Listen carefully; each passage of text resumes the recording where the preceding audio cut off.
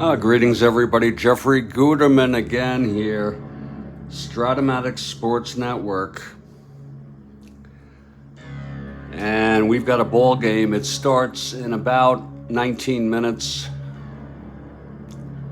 I was just a little eager to get it going.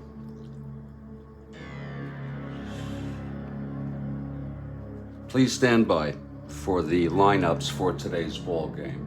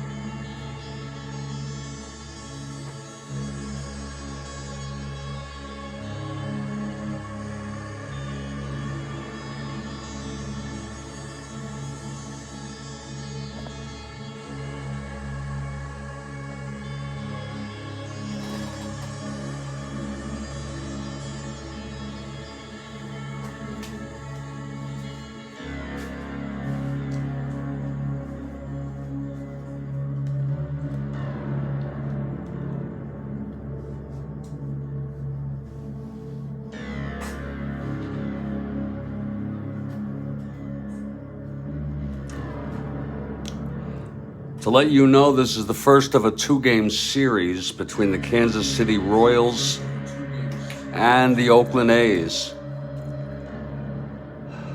And starting for Kansas City is Jerry Cram. Jerry Cram. And in our replay, this will be his first major league appearance, although records indicate to me that he made his first appearance on September 3 of 1969, but this is our replay. I'll be looking to see if the great Rhodes Scholar would be so generous to send me Jerry Cram from the card app. Otherwise, I have a nameless player already. Stand by for the lineups in a few minutes.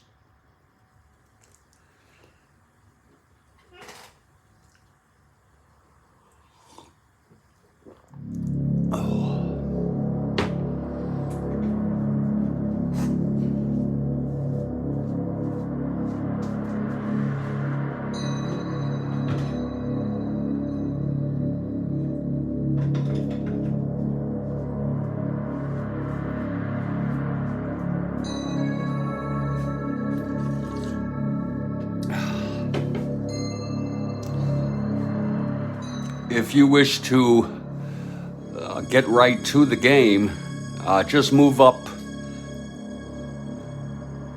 Move the, if you're watching this on demand, that is, just move it up to about 15 minutes from now.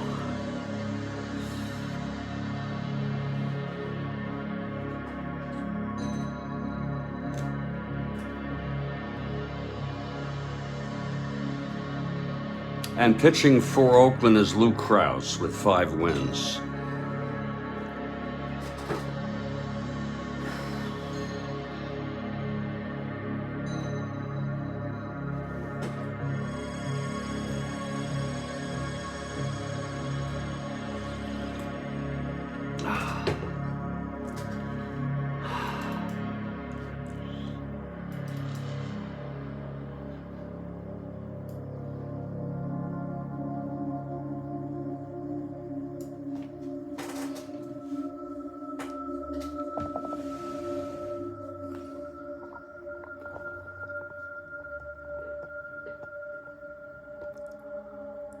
Here are the standings for the American League right up to date. Baltimore Orioles have clinched the East.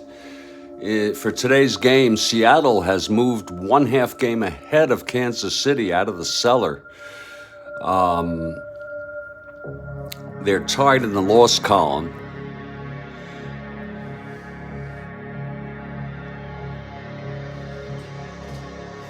And here are the standings in the National League while we're at it. Pittsburgh won on this date.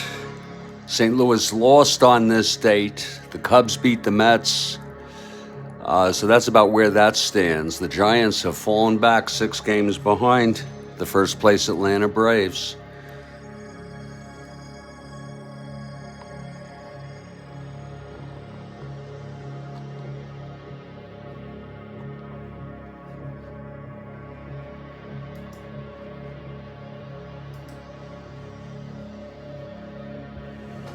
We'd love to hear from you if you're in the live chat.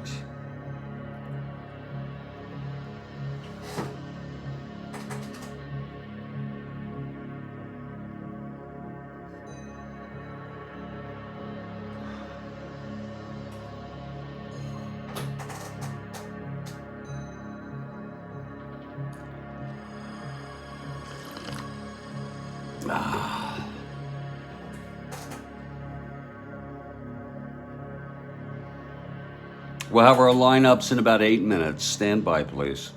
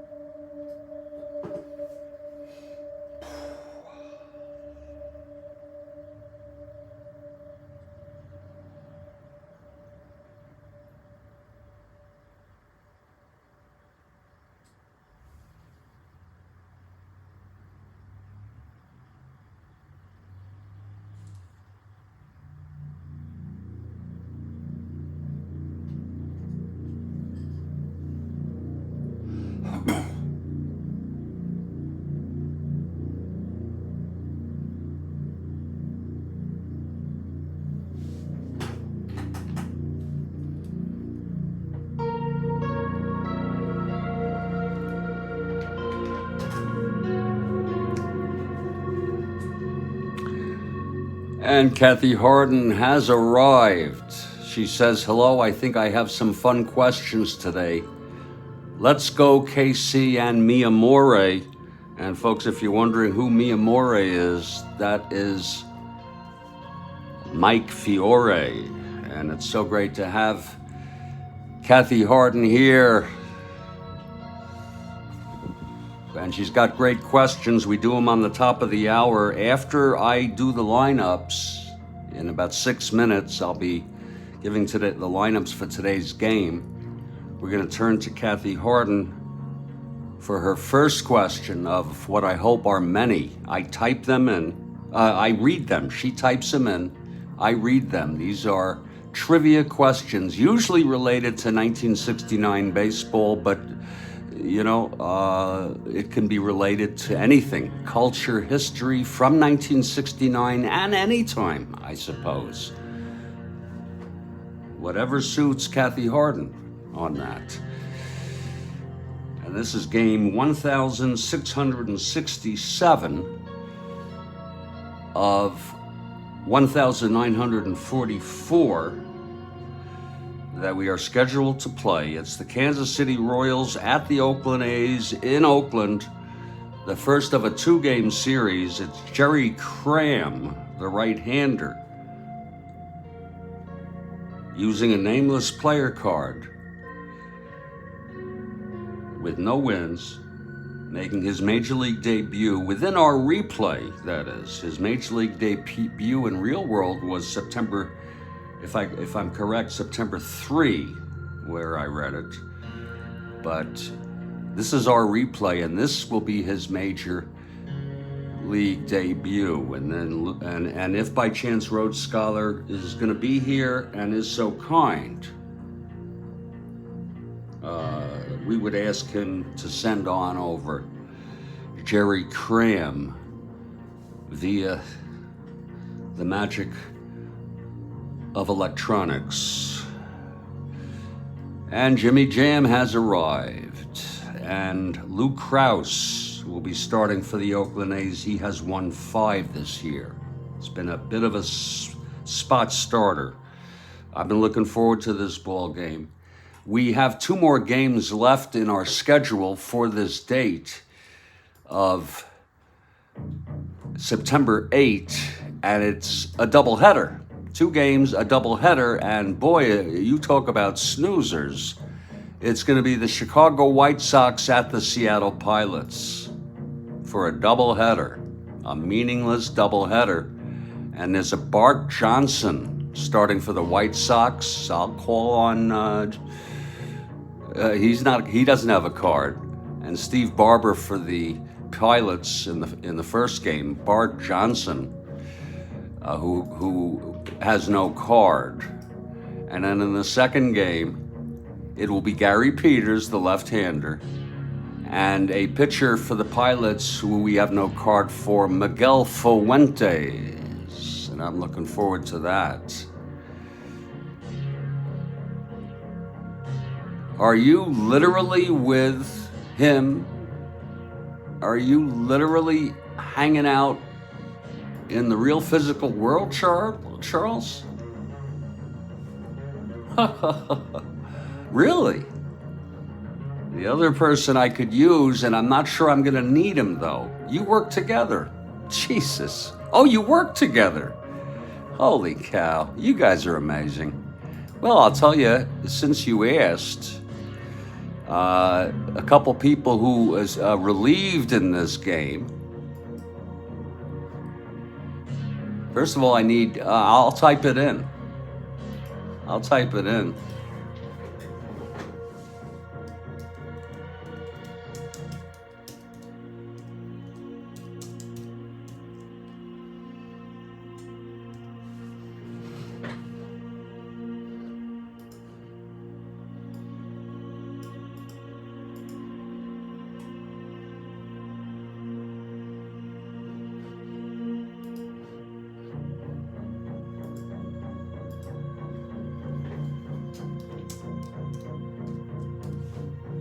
These are people that I need.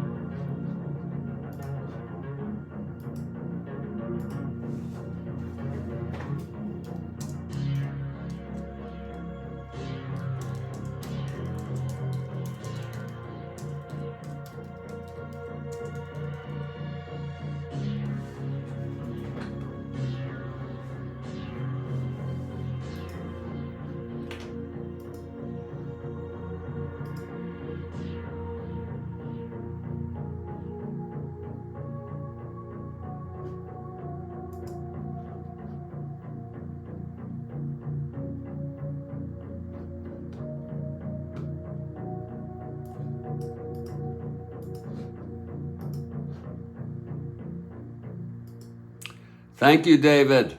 I was just doing it.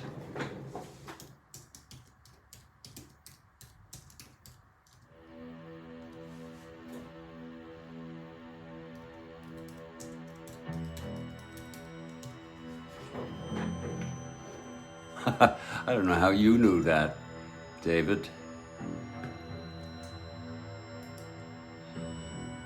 Lord, unbelievable. You guys overwhelm me with kindness.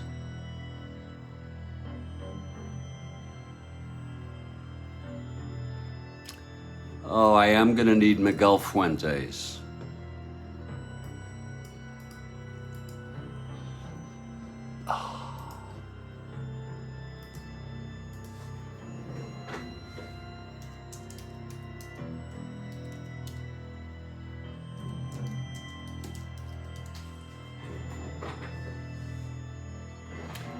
And there's another guy, I don't want to get obsessive about this, but there is a Denny O'Toole who came in to relieve.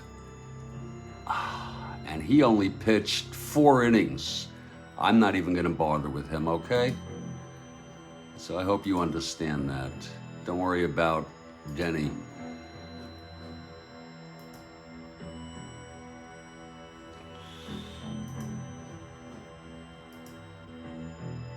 Oh my Lord, look at him. Rhodes Scholar.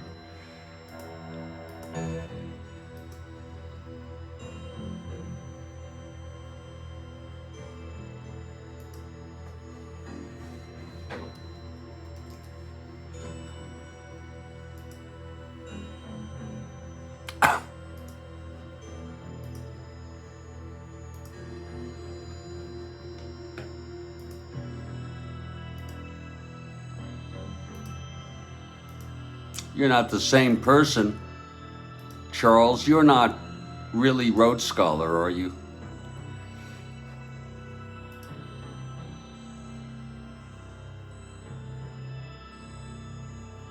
I got Fitzmaurice and I have O'Reilly in the case that I need them. Isn't that great? You're not the same? Oh, Lord, help me. You guys are amazing.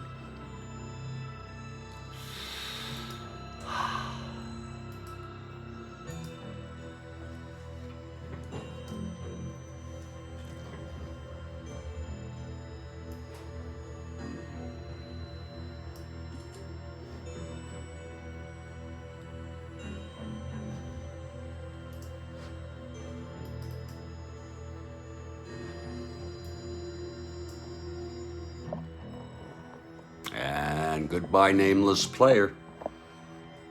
Jerry Cram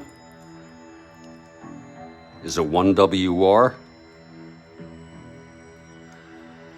And he is a 5-0. 0 probably because he didn't pitch enough. We'll put this back. And this is what I call community teamwork.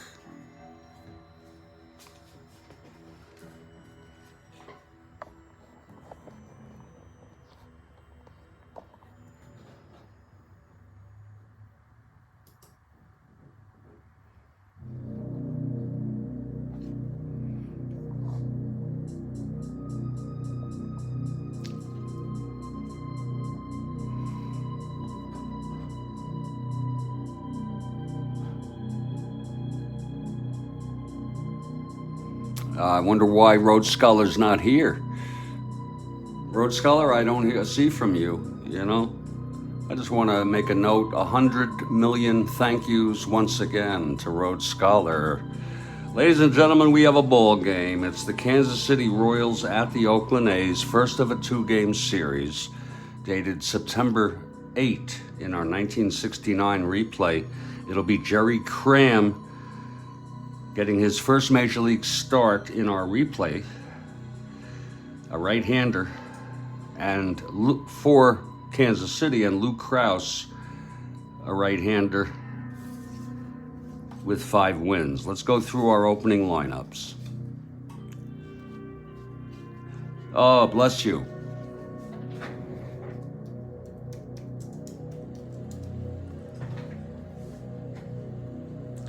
For the Kansas City Royals, we have Pat Kelly leading off in right field. Batting second at shortstop, Luis Alcaraz. Batting third and playing center field, Mia Morey, Mike Fiore. The cleanup hitter is Joe Foy. He's playing third. Rookie Lou Piniella batting fifth in left field. Jerry Adair bats sixth. He'll play second base. Chuck Harrison, batting 7th at first. Ellie Rodriguez, batting 8th and catching. And pitching and warming up in the bullpen in his Major League debut, Jerry Cram.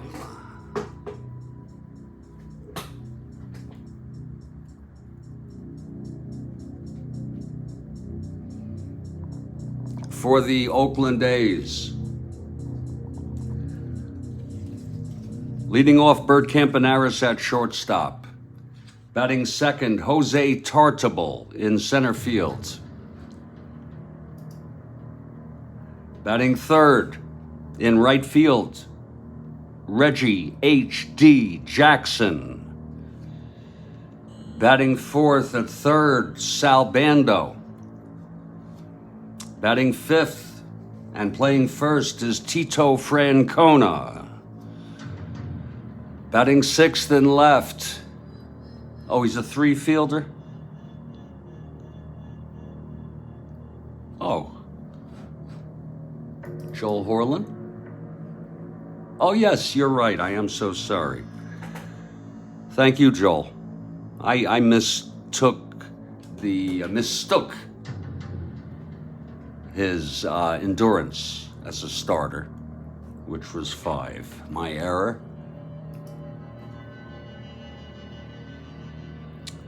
Batting sixth in left field, Danny Cater. Batting 7th at second base is Dick Green. Batting 8th and catching, Mr. Haney.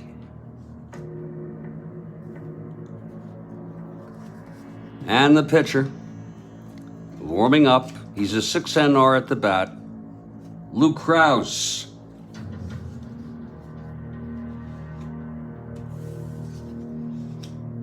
And now we turn it over to my friend, such a good friend. Oh, so grateful for all of you. The great Kathy Harden with her first trivia question of the day. And I read it, she types it, I read it, and then we'll take answers. Here it is. She writes, let's have fun to start. The Air Force closed an investigation into phenomena by claiming no evidence of what? Humorous answers will be tolerated.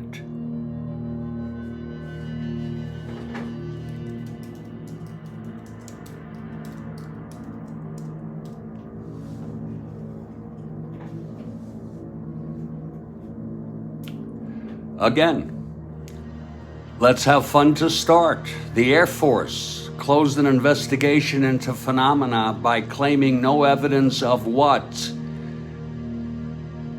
Humorous answers will be tolerated, and I came in with what are UFOs? Thing I never understood about that is if they don't know what it is and it is flying, it's a UFO. To me, a UFO is any flying object that one is unable to identify. Doesn't necessarily mean it's an alien craft. We'll see if there are any humorous questions, humorous answers. I have a few humorous ones.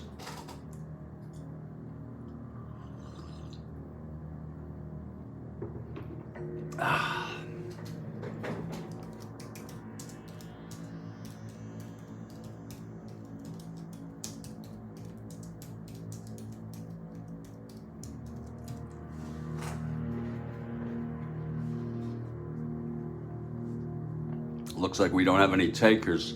We have Charles Caracciolo, we have Rhodes Scholar, and we have others here for the ball game. Jimmy Jam has arrived, and the great Kathy Harden is here.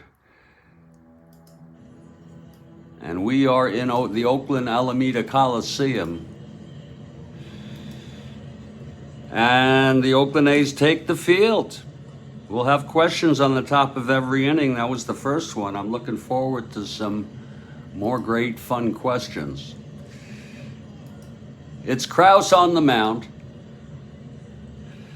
Taking his warm-ups, catching him is Mr. Haney. Francona at first, Green at second, Bando at third, Campaneris at short, outfield left to right, Cater, Tartable, and H.D. Jackson. And I'm just finishing off my coffee. I have a new strain. I hope to enjoy that very soon. I tried some of it yesterday on top of my head, which was already had been used. And here's Pat Kelly leading it off, and we'll give that a try. Love to hear from you all in text here on the Strat-O-Matic Sports Network. Lou Krause is ready. Here's the windup and the pitch to Pat Kelly. That's going to be 6-8 left-handed. He grounds it to second. Green has it. And he throws to Francona one away, and we are underway. And here's Louis Alcaraz. Nice crowd out here. I don't know the exact attendance. And there's a called strike to Alcaraz from Krause.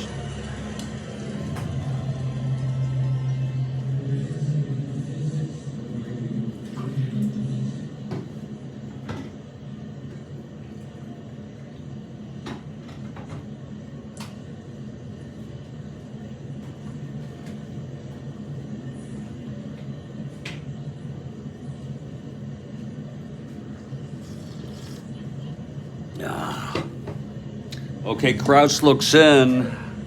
He gets the sign from Haney.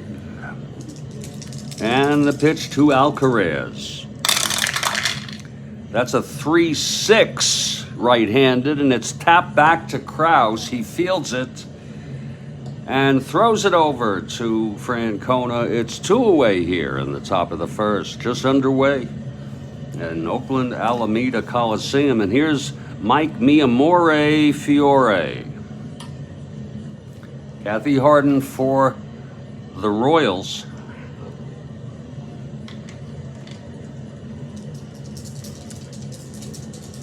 Here's Krause now. And the pitch to Fiore. That's going to be a 6-8 left-handed, and that's chopped to Green at second. And he throws it over to first, and it's a 1-2-3 inning for Lou Krause. The first 3 batters go down. We've gone a half. It's Kansas City nothing, and Oakland coming to bat. So, Charles, you say you are with Rhodes Scholar. You work together? I had no idea. Really? I mean, you work at the same physical location? Or do you just work together to help me and others? That's awesome.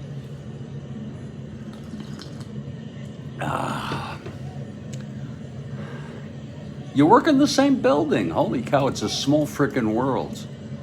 Well, here's Jerry Cram on the mound, taking his warm-ups, the right-hander in his Major League debut in our replay.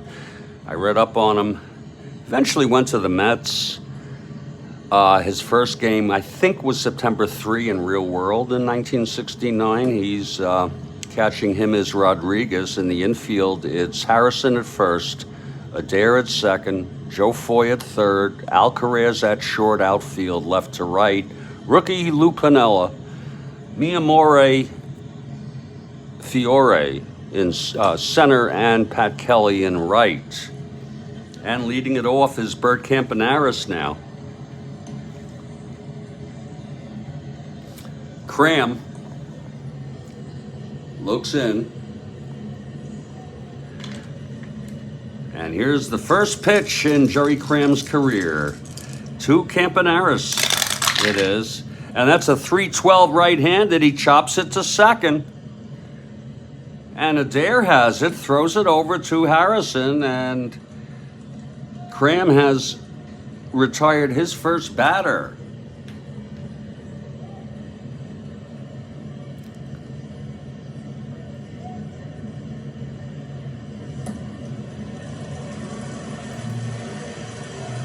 Charles notes that RS hipped him to my channel, and he heard Charles. Charles says he heard me, he being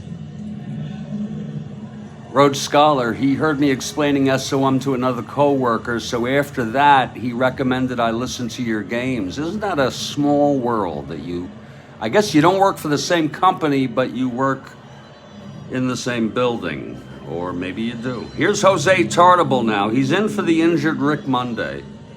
Monday due back sometime mid-September. He's had a long injury. Here's Cram now. We turn to his card if it's a 4, 5, or 6. Same company, wow. Here's Cram now, the wind-up and the pitch to Tartable. And that's 2-7 right-handed. And that is a base hit. There's the first hit allowed by Jerry Cram. A 2-7, just over second base, beyond the reach of Jerry Adair. 2-7 against the right-hander, Jerry Cram. And now here's Hot Dog Jackson. Tartable on first, and a big hand for Hot Dog Jackson. Huge hand for Hot Dog Jackson now. Okay, Tartable, a short lead off first, one out. Here's Cram from the stretch. And the pitch to Jackson. That's going to be a 6-7, left-handed. And he flies it to right. And that's going to be playable by Kelly. 2 away. So 6-7 right, left-handed. It's going to be the captain Sal Bando now.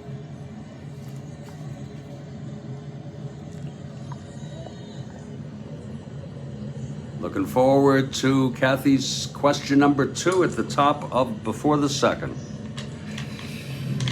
The captain steps in.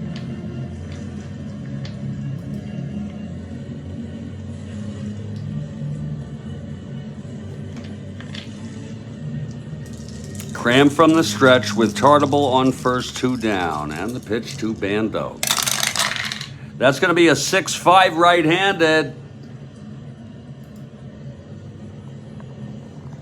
And Bando pops it up to short. And Alcaraz makes the catch. There it is, 6-5. Isn't that beautiful? A nice first inning for Jerry Cram. No runs, 1 hit, the single by Tartable. And he was left on. After 1, we are scoreless. And now we turn to Kathy Harden for question number 2. A big hand for Kathy Harden.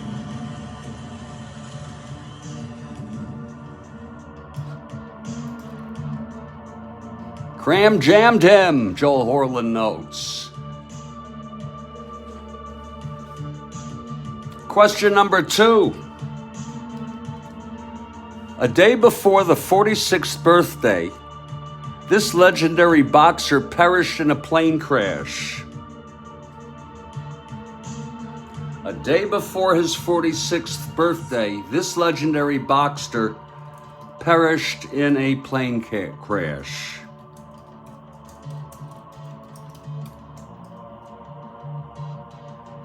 And I'm late. Charles Caracciolo, I think, got that. Kind of puts things in perspective, doesn't it, folks?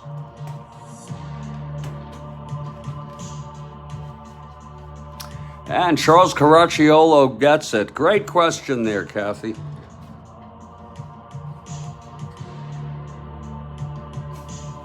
That's all right. Charles. We're pretty flexible around here.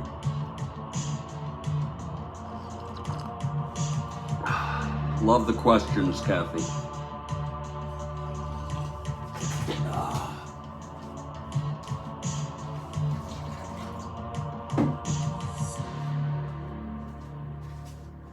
And we move to the top of the second.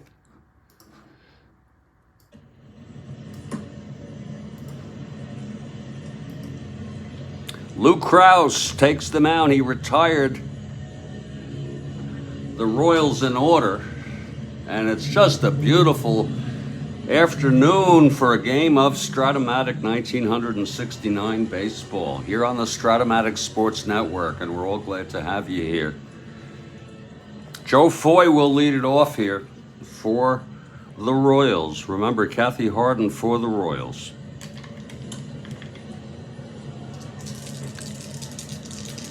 Okay, Krause. The windup and the pitch to Foy. That's going to be a 6-10 grounder to short X.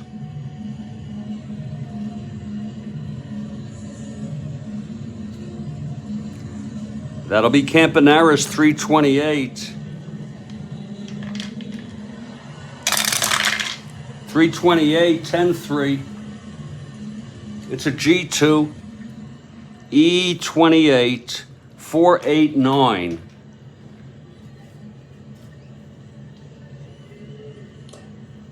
And he throws him out. A nice play by Bert, and that's Krause has retired the first four batters. Here's rookie Lou Piniella facing Krause.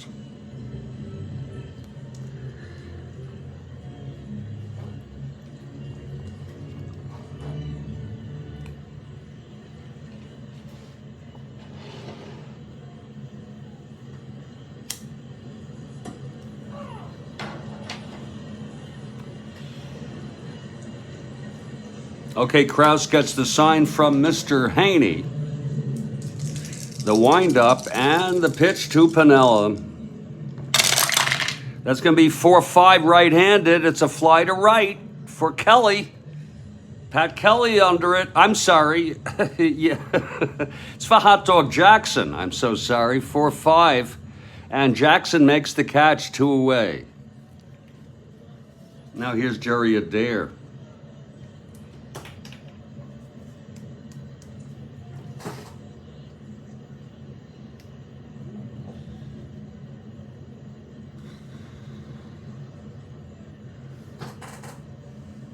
Okay, Krause gets the sign from Haney.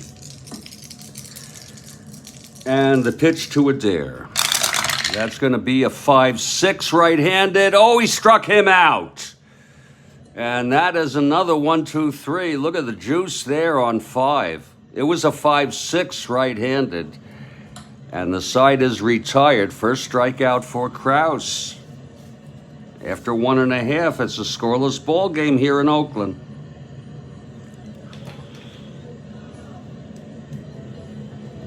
So, Charles, do you and RS, you listen or watch my games, other games at work?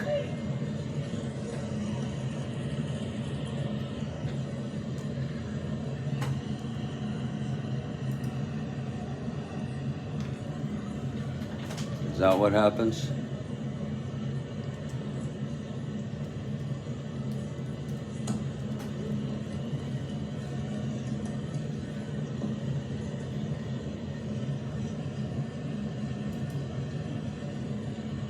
Okay, Jerry Cram takes the mound.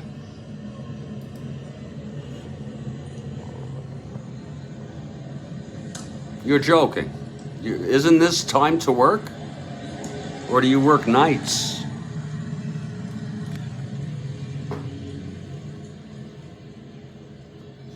Jerry Cram, the rookie. I don't even know if he qualified as a rookie. Taking his warm-ups. Oh, that's cool, Charles. And where do you live again? If you feel like telling us. What area, you know? Jerry Cram on the mound, leading it off for the Oakland A's will be the Tito Francona.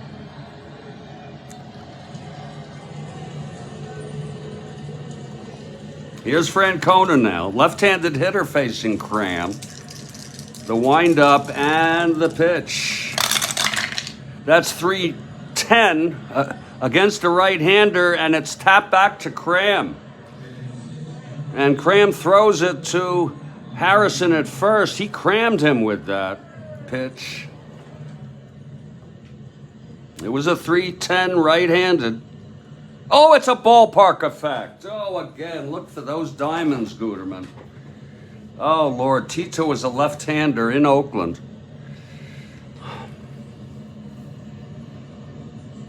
And it's a base hit. So against the left-hander, it is a base hit. And Tito Francona is on first. Long Island. Long Island. That's where I'm from.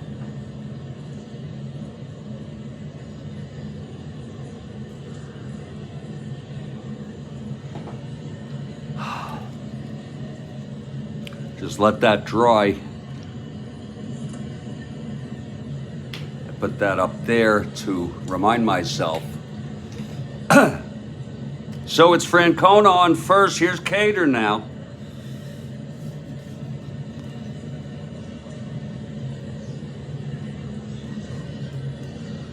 Cram from the stretch.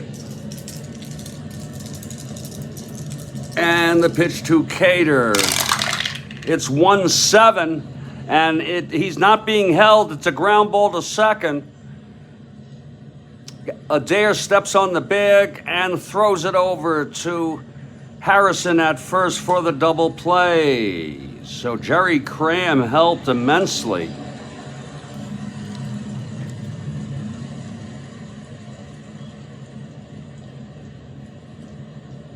And it's 2 outs.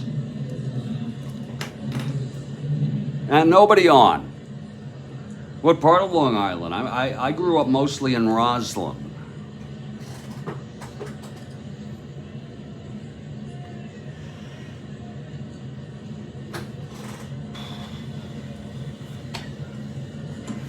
Okay, Dick Green now.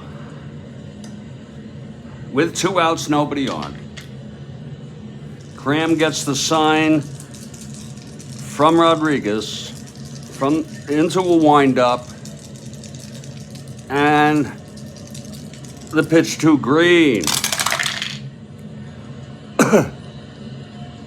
That's 3-7 right-handed, and he flies it to center. Under it is Miyamori, and he makes the catch, and the side is retired. So this Jerry Cram is looking pretty decent. He's allowed 2 hits in 2 innings, no runs. Hasn't walked a batter. We've gone 2. And this is a scoreless ball game. And now we wait for the next question. It would be question number 3 from Kathy Harden. Wait for me to read it, folks.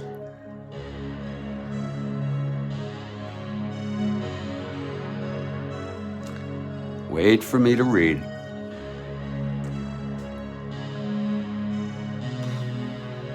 Here it is. Question 3. These 2 players in a game against the Tigers on May 18, we assume 1969, had 5 stolen bases between them. Oh, my Lord. Not knowing the team, I would have a tough time with that. I'm going to give question number 3 another read. These 2 players in a game against the Tigers on May 18 had 5 stolen bases between them. Who are they?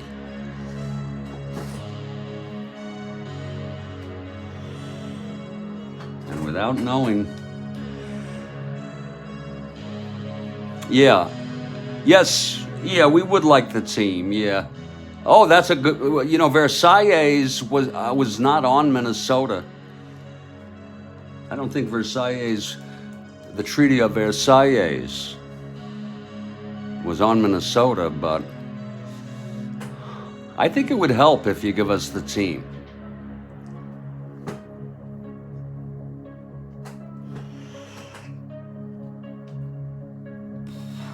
The treaty, I think it was Rhodes Scholar who coined that, the Treaty of Versailles. We're in question. Oh, it's the Twins. My God.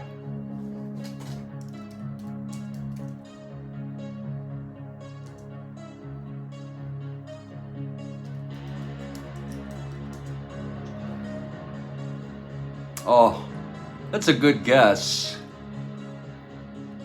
I'm just going to go with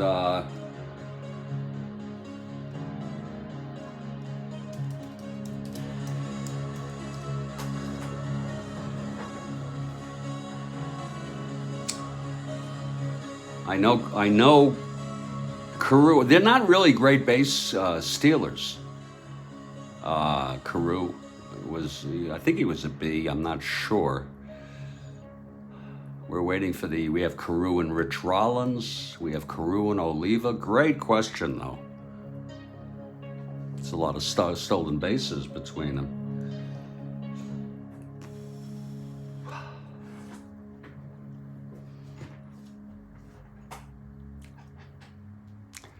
And it's at this time I'm going to enjoy a little of my medicine.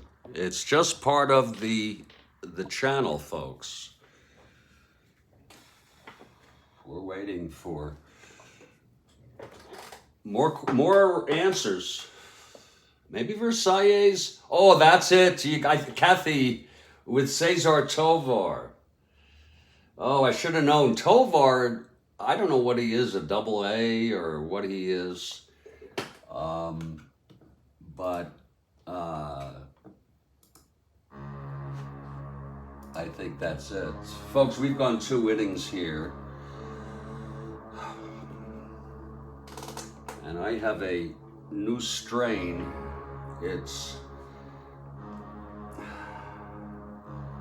I took it last night on a full head, so it's hard to tell the quality. So I'm going to enjoy this right now.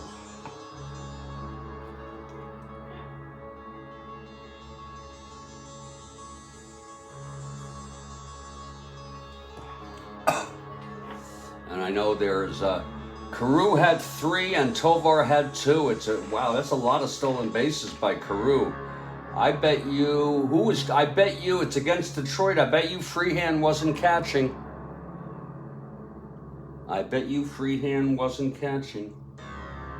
Maybe he was.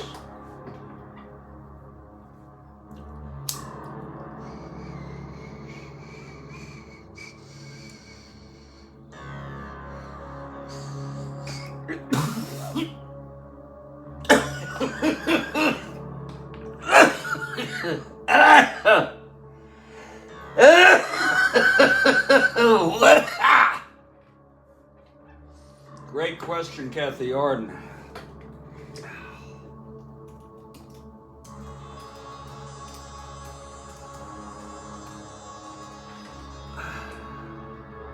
Oh, that is nice.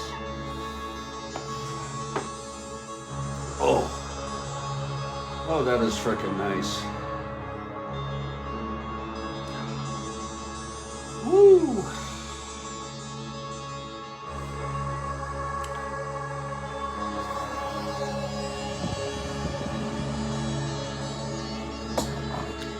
Has a nice taste. Has a nice aftertaste.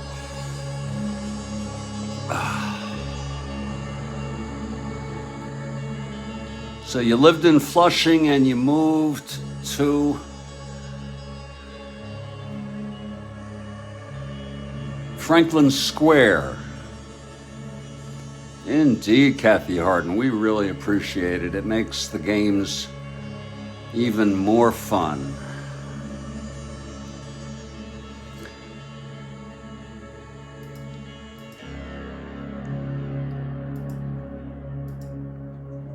Thank you so much.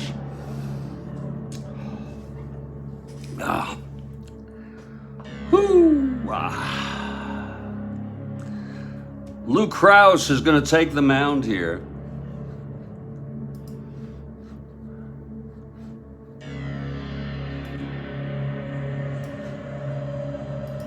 We've gone 2 innings. It's a scoreless ball game. And Lou Krause takes the mound. He's retired the first 6 Royals. Remember, folks, Kathy Harden for the Royals. And it's going to be Chuck Harrison to lead it off. Oh, that is nice. That is really nice stuff. I have a feeling this is high-functioning shit. Here's Krause now. He's ready.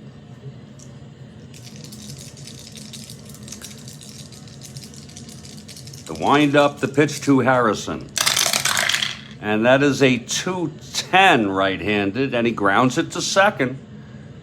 For Green, over to Francona, 1 down. That's 7 in a row.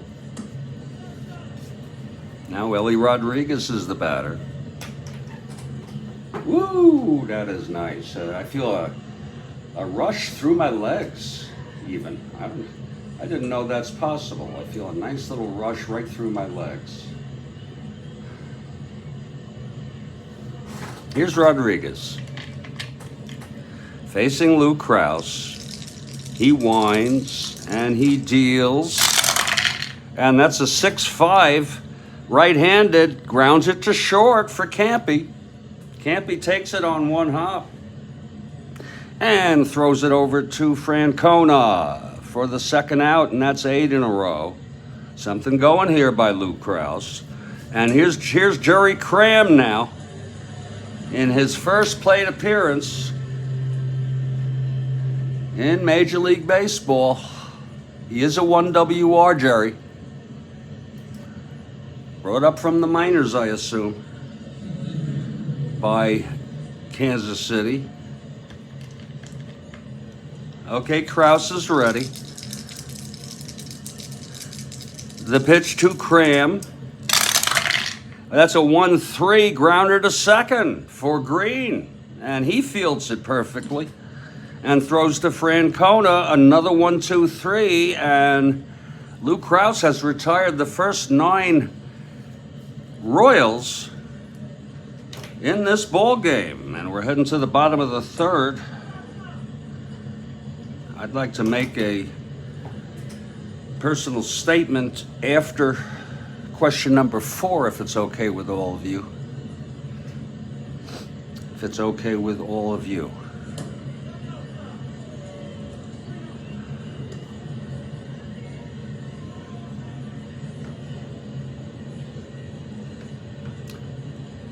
Okay, the Royals come out.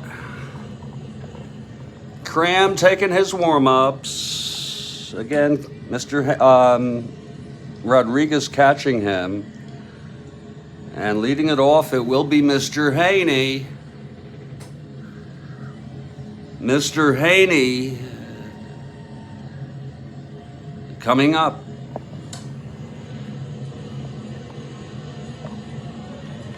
Okay, Cram now in his 3rd inning. He's allowed a single each inning, got out of it. Here's the pitch to Haney. And that's 2-6 against a right-hander, and he flies it to right for Kelly. And Kelly's right under it. 1 away. I like this Jerry Cram.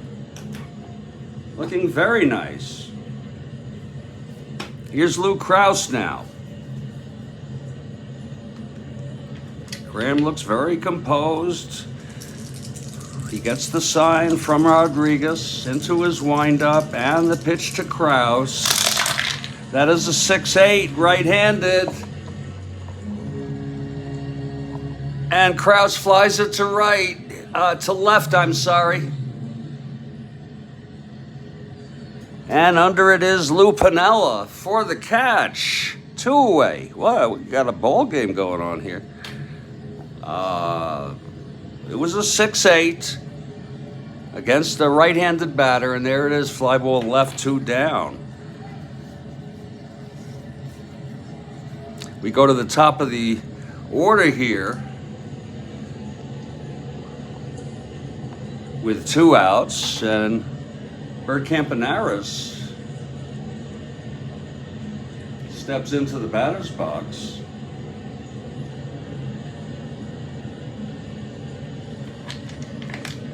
He grounded to second.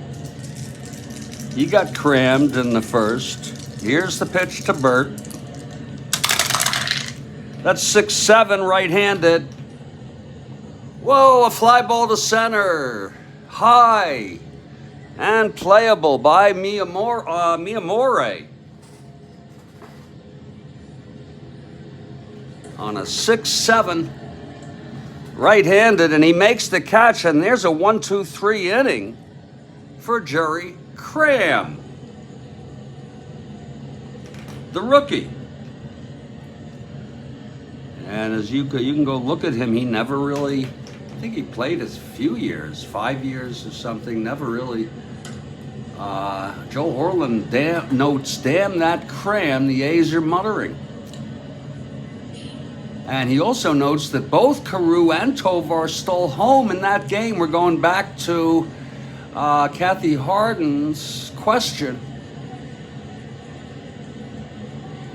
of who were the 2 folks who stole a combined 5 bases for the Twins against the Tigers on May 18 in 1969. And we're going to move back to Kathy Harden now for, I think it's question 4.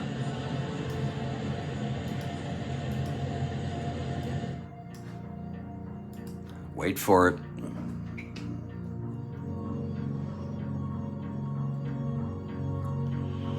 Oh, Lord.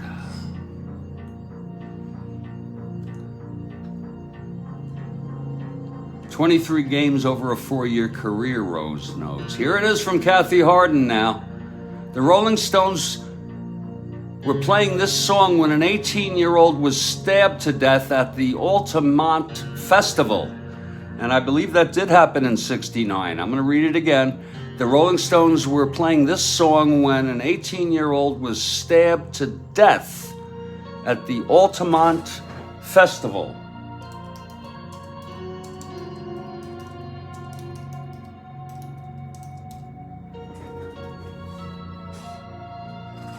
Oh, it's a great song. It's a great, Joel Horland comes in late. Sorry, Joel. But I took a guess. Oh, sympathy from Charles. Yeah, we know it's for the devil, baby. Oh, Charles, we know it's for the devil. Pleased to meet you. Just a brilliant frickin' song. And you want to talk about Beggar's Banquet, the album. That's the first song on Beggar's Banquet. I got that when it came out, like a month or 2 later. It was in 68. And to me, to this day, no, none of us are right. I just want to let you all know that I didn't realize it then, but now I realize that album represents, in my opinion, the single greatest incremental progression of their music. Good guess, Charles Caracciolo, Under My Thumb. Joel Horland with Waiting on a Friend. It's a great song. Who would know? I know, wasn't the film Gimme Shelter include that? Maybe that's where we were coming from, Joel. And Charles gets it? Oh, Charles gets it, Under My Thumb, Lord. And that's kind of ironic or kind of coincidental or perverse when, absolutely, Rose. Charlie Watt, the gentleman. I have a personal statement I want to make. I hope it's okay. I hope I'm not getting too corny. And I'm going to kind of make it kind of intense. I'm going to make it brief, okay? I freaked out last Thursday when I found something on a mark on my arm. and I freaked out. Actually, I was all messed up in the head. I had to end the broadcast. I thought maybe it's skin cancer. And I got the appointment today. I saw the dermatologist, and it is not skin cancer. She's sure of it. There's a name for what it is. I'm not going to get into well, if you want to know, I'll just say the name. It's benign. It's called purpura, Purpura, and it happens when you get older. And yeah, thank you, Charles. When there's some sort of your arm, they call it trauma, okay?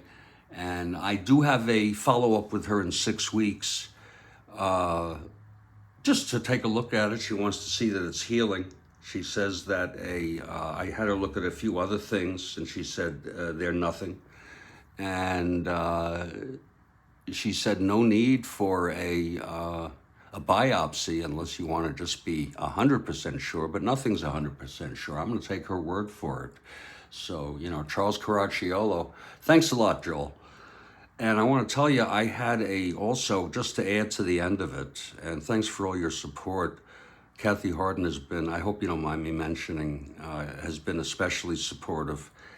My son and I and his wife, my daughter-in-law, we were together last night, but that was a blow away to all of us.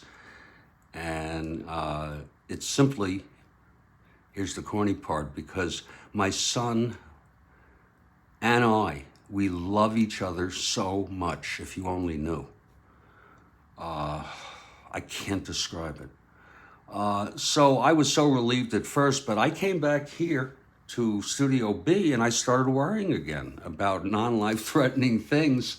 And I see that the lesson for this, and I feel okay right now, not worrying too much, not too much anxiety. The lesson for me, but you have to work through your head, is don't sweat the small stuff.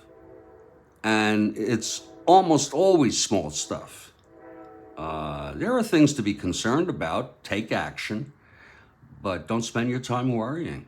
And my son's very busy at work today.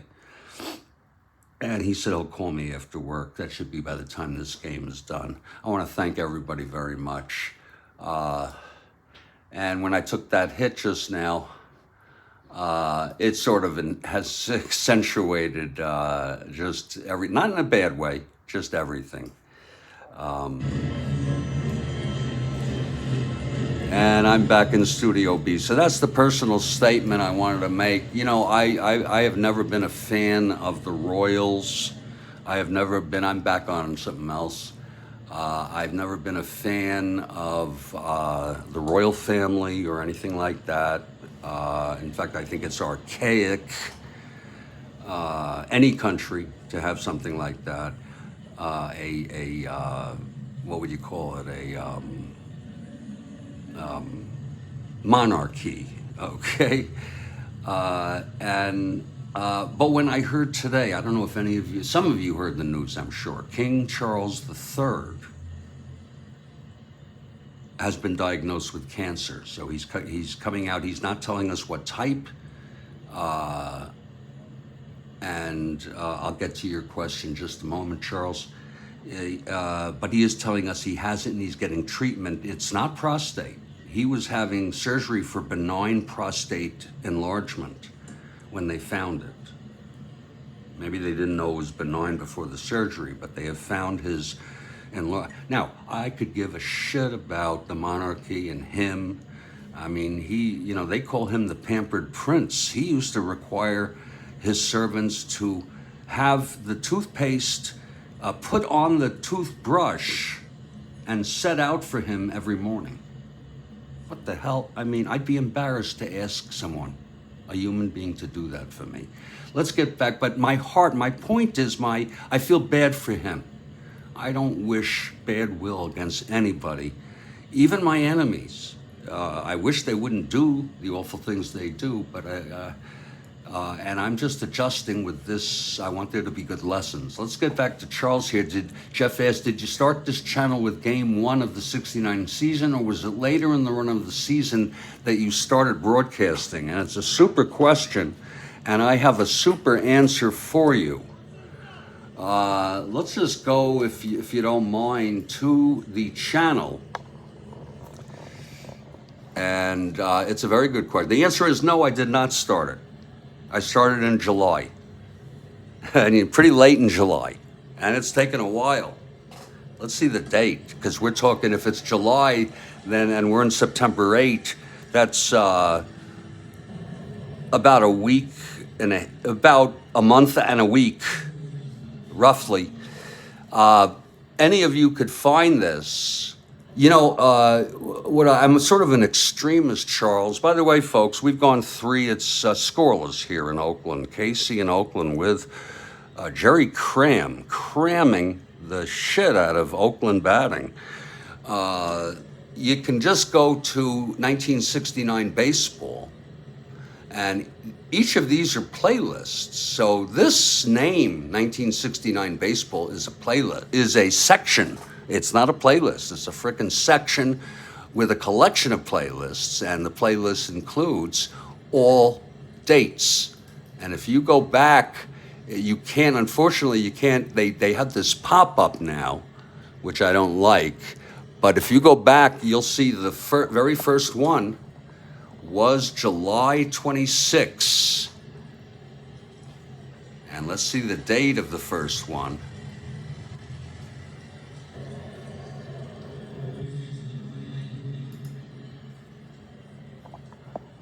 And if you can see it, it's March 6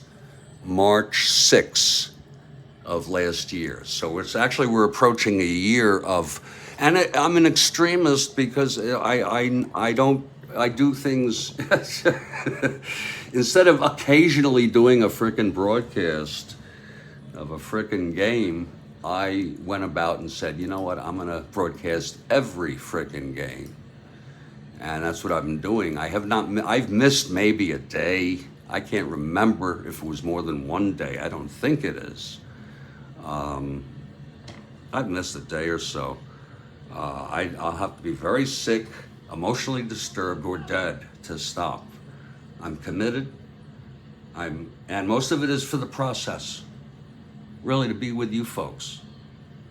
All you folks.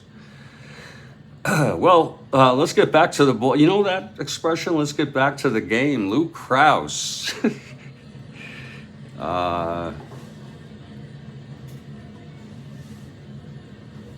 the mound, taking his warm-ups, and, you know, that's how you sometimes.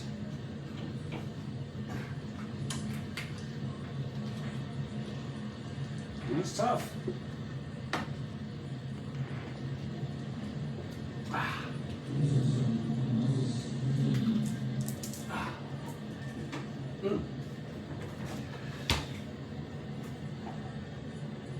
Rose notes that our grand old game is meant to be played at a slow pace. You know, that's the other thing. When I started broadcasting, you know, I've picked up and learned, and through trial and error, of how I like to do games. Sometimes my games are really off, especially if I smoke cannabis. My best actual calling of games, for the if you just want the game with not too much tangential material, is the morning games. But I'm doing this afternoon game. I think I'm hanging in already. I think this new strain may be more high functioning. But I learned to do it at the leisure. This is not about, you know, when you sit at home, you play alone and you just roll those dice and blow through that game. And here's Pat Kelly leading it off finally. Krause on the mound. No score through 3. We have the rookie Jerry cramming his stuff up Oakland. Here's Krause now. Kelly left-handed. And that is a 2-6 right-handed. Struck him out. That's the second for Kraus. He's looking perfect. Okay, we have two things going on here, in my opinion. We have a Jerry Cram in his Major League debut, and Lou Krause, who has retired the first 10 Royals in this ball game. Here's Luis Alcaraz now. And Baseball Demos has arrived. Happy Monday. If there is such a thing. You know what? I think you just invented it. You know what? I think I don't think such a thing existed before you set forth the thing, the idea. Here's Kraus now, facing Alcaraz, who tapped back to Kraus in the first. That's going to be 1-4, and this one's hit to first, and Francona feels it and takes it to the bag, 2 away, and 11 in a row for Kraus.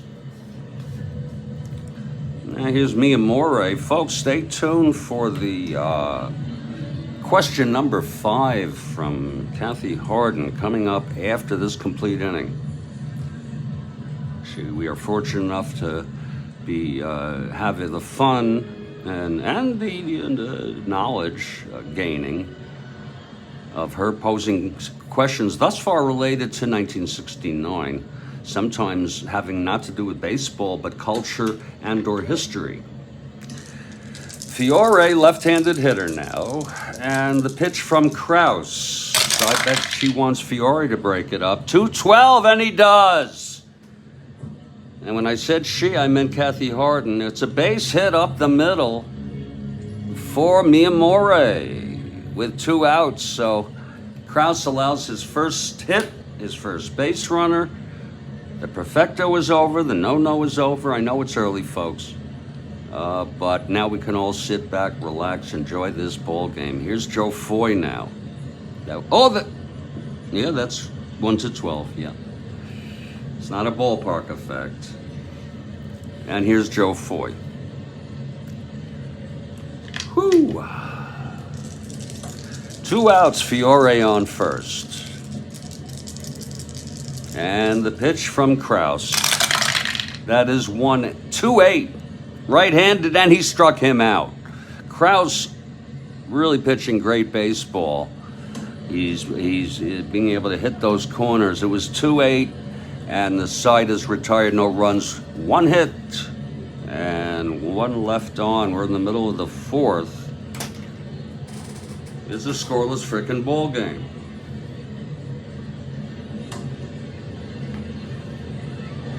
And the Royals take the field. Jerry Cram, the rookie right-hander, taking his warm-ups. He has thrown 3 shutout innings, and it's going to be Jose Tartabull to lead it off.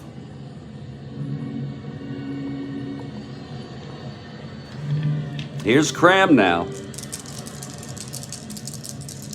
The wind-up and the Cram. That's 3-8.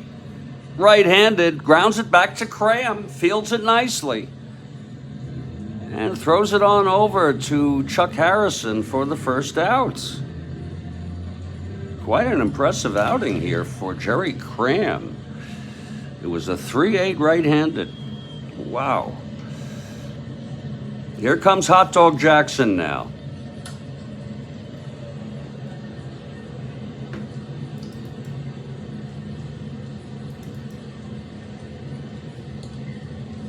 Jackson steps into the batter's box. He flew to right in the first.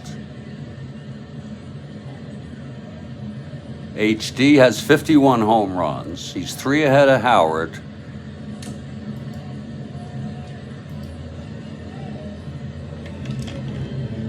Okay, Cram is ready. The windup and the pitch to Jackson.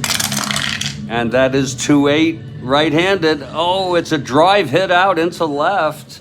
Into the gap. It's going to be a double for Jackson. Piniella catches up with it, throws it in. And Hot Dog Jackson on second here with a 1-out double.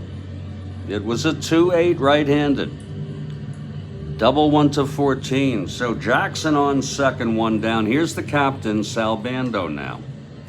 It's the third hit allowed by Cram.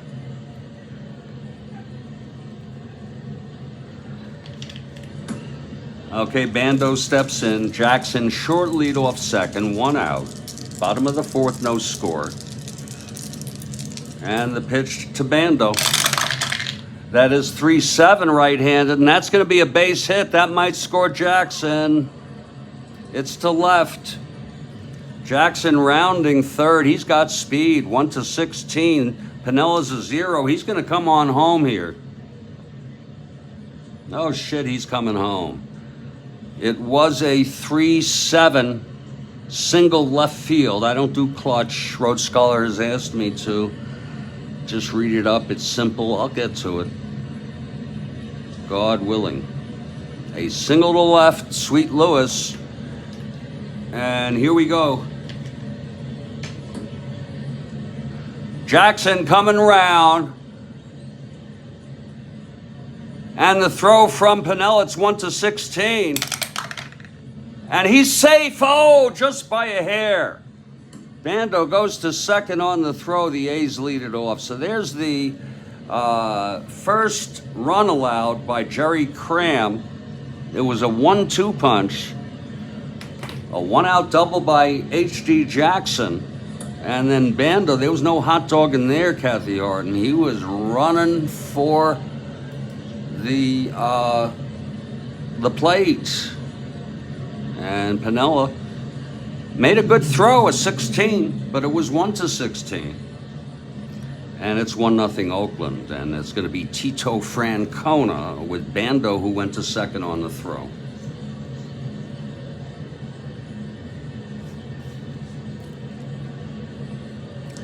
Kurt Miller has arrived, and he notes that on May 11 in 1974, Cram threw 7 scoreless innings for the Mets, the 17th through the 24th innings in a 25-inning loss to the Cards. Holy cow. Cram became Kurt Miller goes on that Cram became a pitching instructor and most recently with the Giants. And is he still active? I heard he had retired, but maybe not. Maybe not. And isn't that something? And these careers that these guys who play 5 years end up having in the minors as coaches, that's really something. Here's Francona now with Bando on second and 1 out. Cram in trouble here in the fourth. Welcome to the majors, Jerry.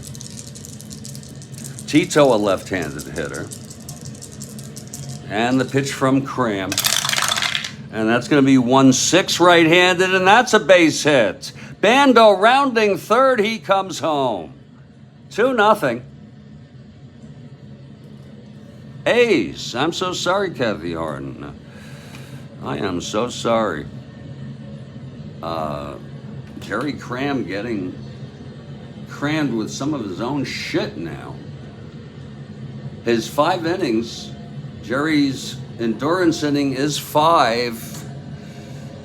And there is action in the Oakland bullpen, in the Kansas City bullpen, by the way. See if he's able to. He was awesome in the first 3 innings, retired Chartable. And then you saw what happened here. Let me go see if I can see. It's a long ways out. Who is warming? Oh, isn't that cool? It's Al Fitzmaurice. Al Fitzmaurice is warming in the frickin' bullpen. He's a right-hander. Let me get a hold of him, and this is thanks to the Rhodes Scholar and Charles with the assist.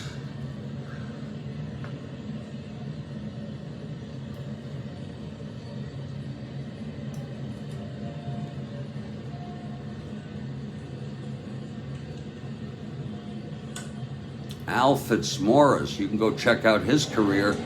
This was his first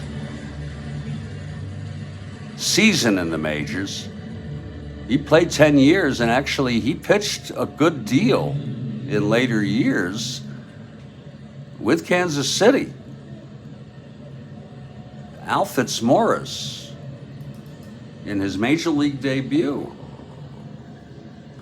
warming in the bullpen.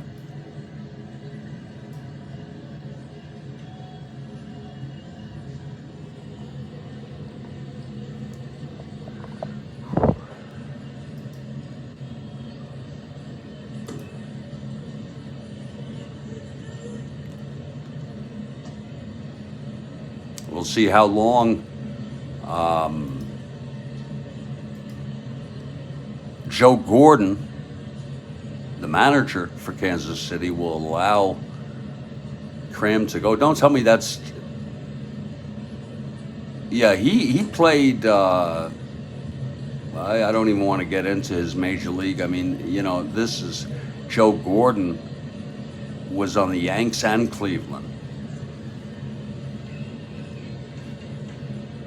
Lord. So Gordon keeping an eye here. Okay, Cram now. With Francona on first and one out, 2 in already. Here's Danny Cater. Cram from the stretch.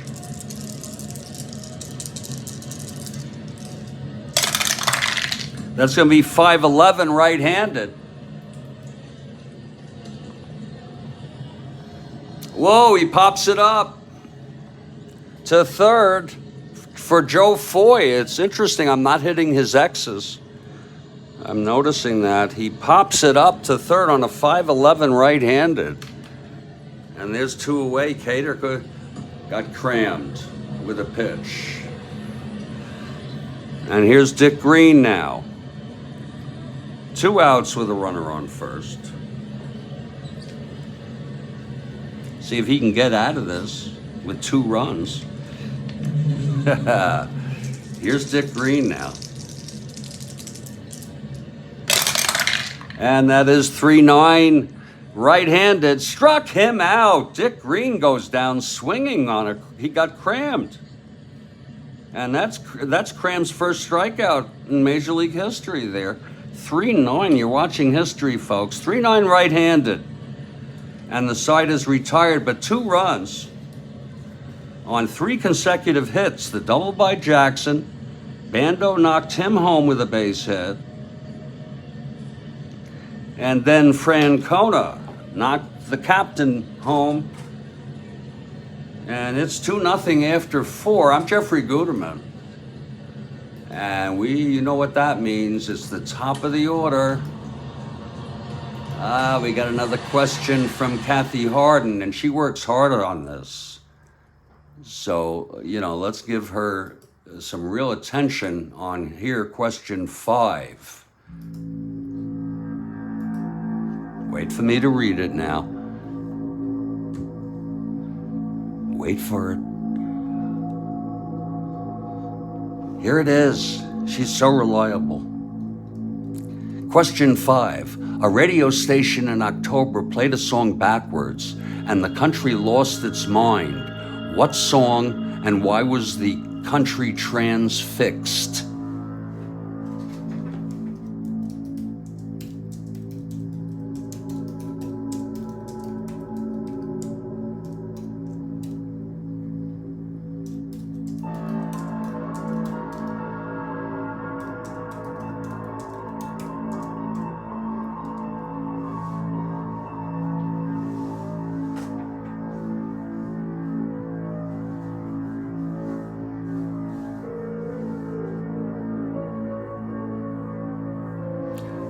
Charles Caracciolo going for Walrus. Kurt Miller also going for Revolution 9, like myself. It's what is the rumor that Paul is dead? And I was 11, and oh Lord, do I remember that.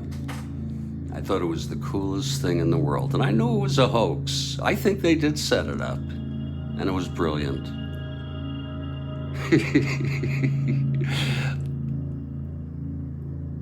Kurt for the song. And by the way, you give Kurt that for the song, but I want to show you, go scroll on that. I wrote Not Sure of Song, maybe Revolution 9. Rev 9. The Watusi. The Twist. Bury My Body. That's maybe the best song. That happened in '69. And in fact, folks, if you go on YouTube, you can listen to the guy do it. The one guy. He got it from some college students who got together and figured it out. And he eventually either was fired or resigned. Yeah, no problem. No, I want to give that to Kurt Miller. Can I give that to Kurt? And can I give it to all the respondents, because Charles obviously knew it was Paul is Dead hoax. He obviously knows that. And, he invokes a Beatles song. I think in I Am the Walrus, is it the service at the Villa? And Turn Me On, Dead Man.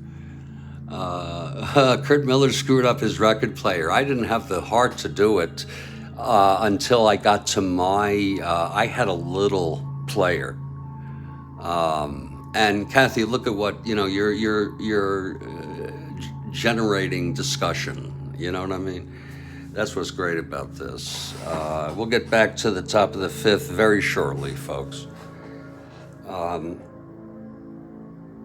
you remember those little, I'll show you, it was like a Victrola. Is it a Victrola? It was just a little round box with a turntable, a modern day, there it is, something like this. This looks like someone's showing something like this. Mine didn't have a handle. Mine was cheap as shit. And I did play it backwards. And I was freaked. Yeah. I had a Victrola. I'm sure you did too. I bet you did too. There was a time when Victrolas were serious. I mean, even this is considered a Victrola. It's like a one-piece. Super question. And I'm very Beatles. So I love that. Rose likes the record A Hard Day's Night, which is interesting. I believe the U.S. release, due to the contract with United Artists for the movie, was distributed by United Artists, unlike Capitol. They had EMI in England, and then they had Capitol in the U.S. And but that one album, and it had some of the instrumental music. If I Fell is probably one of their just most perfect frickin' songs. And if you're really into the Beatles, you can hear an early recording of John, he wrote it, basically, on the guitar, trying to get it out, and he couldn't even sing it right. He couldn't even get the idea right. And then when he and Paul came, and Paul brought in Paul did the, if you want to call it, the harmony. And John's harmony in that is amazing. If I Fell. I guess we better get back to this ball game. Wow, that was a question.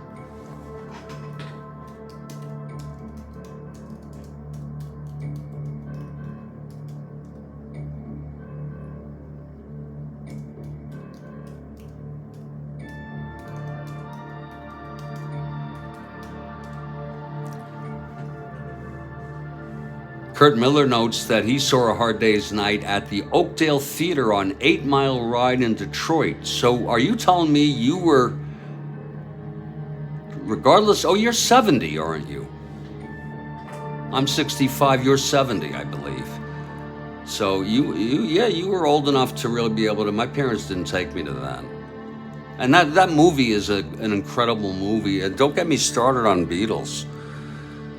That movie is a movie in and of itself.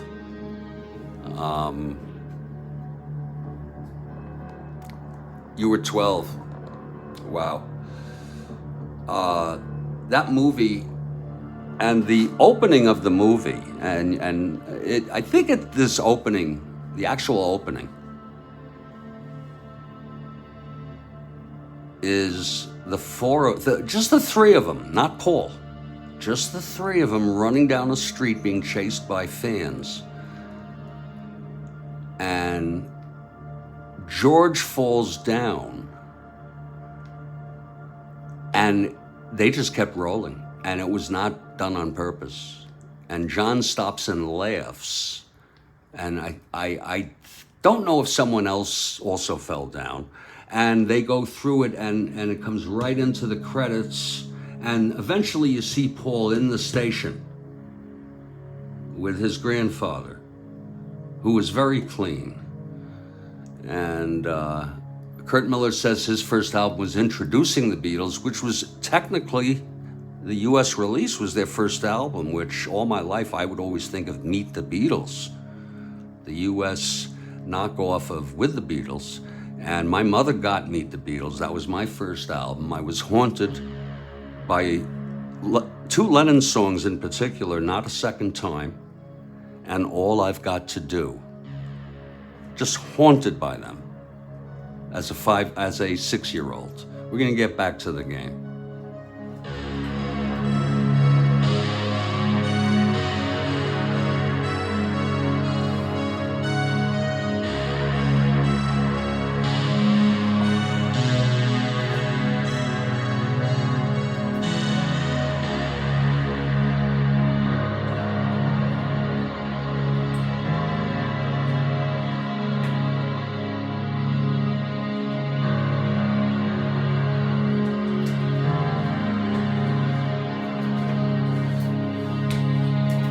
I think, Kathy, you opened up an interesting area of discussion, I would say.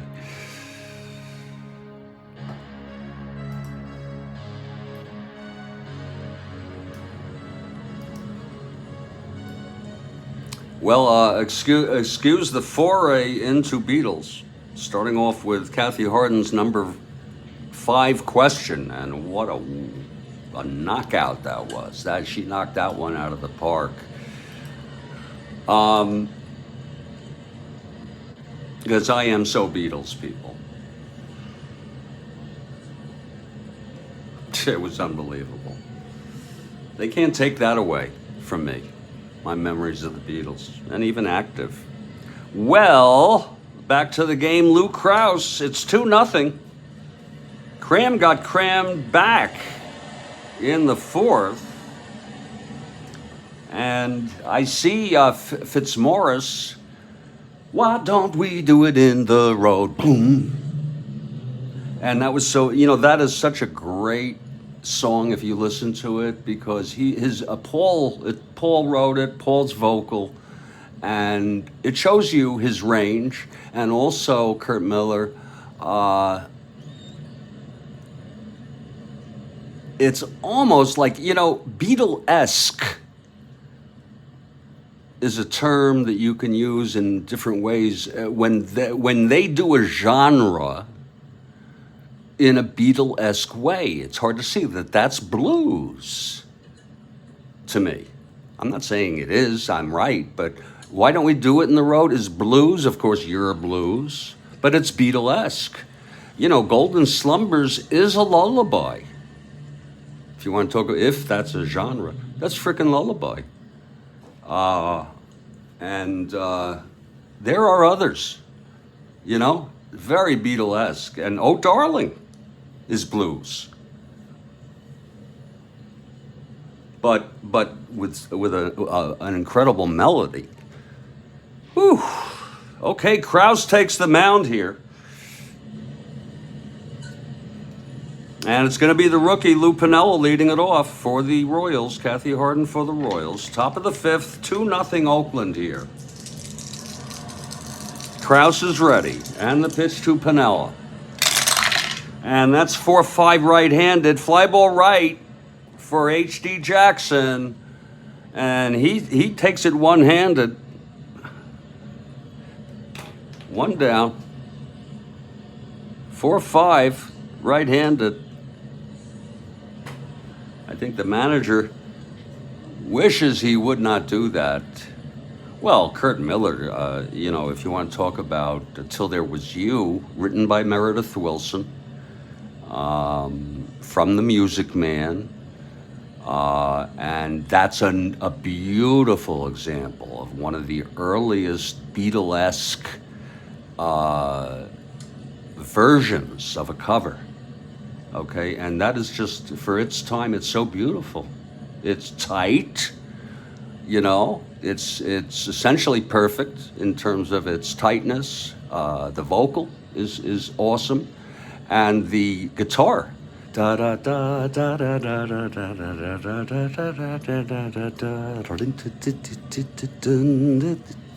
hope I don't get a copyright strike. So it's beautiful. Okay, here's Jerry Adair now, facing Kraus. He's allowed one hit, one base runner. That boy is amazing. That freaking, John wrote that one too. Paul helped some. It's a myth to think that all songs were complete collaborations. They did help each other and collaborate a bit, maybe a good deal. But, basically each song is by one of them. And that's a John song, and that's just an incredible song. Thinking about the time it was, he wrote it and could have been, he wrote that really young, I think. And it was, maybe 62. And how they put that together in the studio so beautifully. You kidding? Revolver is arguably their greatest album, Kathy Harden. You want to talk about, I was talking about incremental steps. Adair steps out of the box for a moment. Of Beggar's Banquet for the Stones. Obviously, I think Rubber Soul and then Revolver were the biggest incremental. Yes, it was 66, Kurt Miller. Was the biggest incremental step, not Pepper. Okay? I really think, even though we like to think Pepper, but, even like, Norwegian Wood, on Rubber Soul, and then Revolver, and Lord. And did you know that those two albums, Kathy Harden, were David Crosby's favorites? He loved the Beatles. He loves Michelle. He loves, and he died. And we followed each other. And I couldn't believe, I'm like, 12, and I have the CSN album when it comes out. Charles, may I speak to that? May I speak to that, Charles? Charles has on this. He says it's probably heresy to suggest that Sgt. Pepper is the greatest Beatle LP. May I say this? I'm going to type it.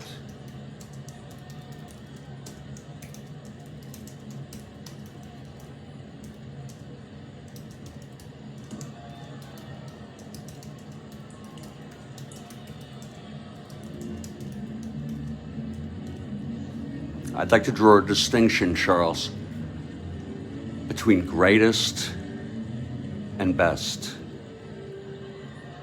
I say Pepper is the greatest, and I think the greatest moment in rock pop history is the opening 2 minutes of A Day in the Life. Not the middle part where Paul's part, woke up, fell out of bed, but I'm talking about the opening. Oh yeah, Pepper. Yeah, if you take, I'm sure you follow what I'm saying, greatest versus best. I mean, the production values on Abbey Road. Oh, White Album, the sheer volume, Charles, on the White Album. Abbey Road is, I thought the production values were better than anything they had done. The sound of it, and I think one of the greatest moments in their history and music history is in,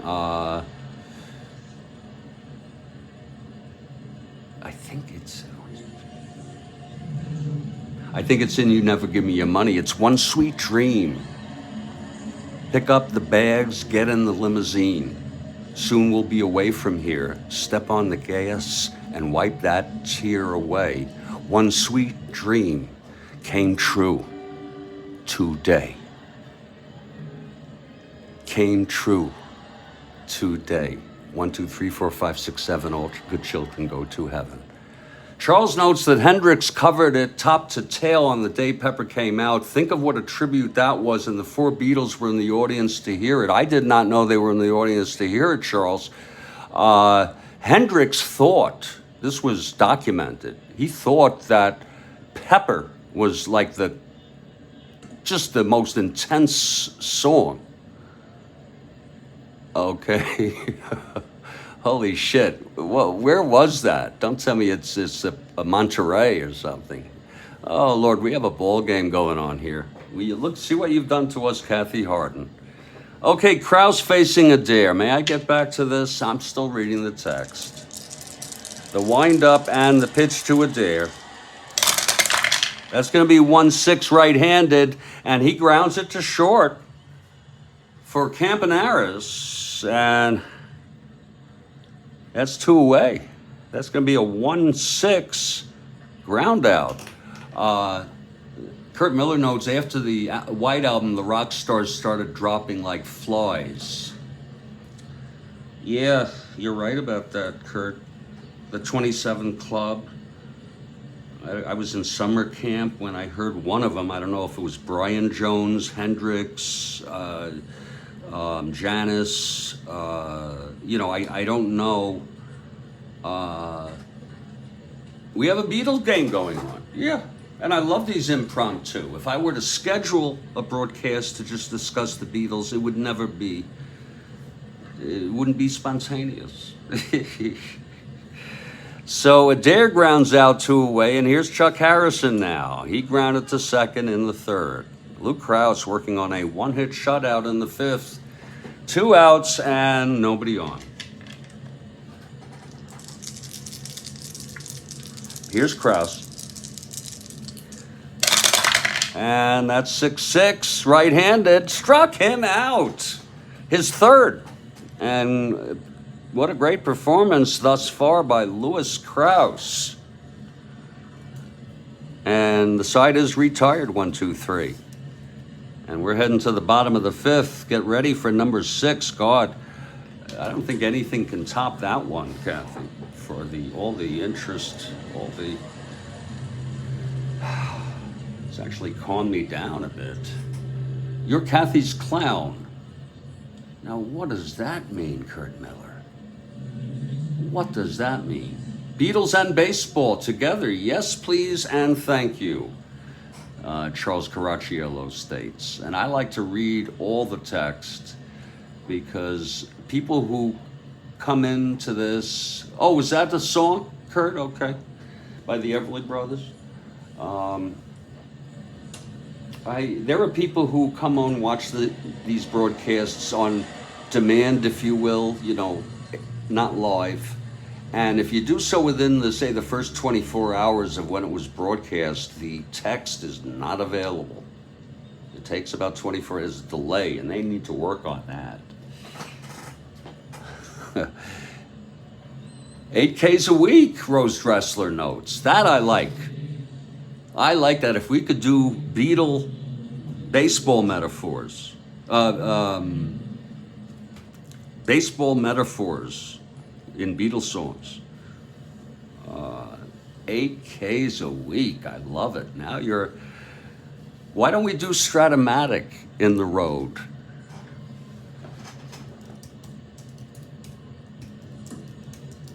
I know, of course, I have to type it.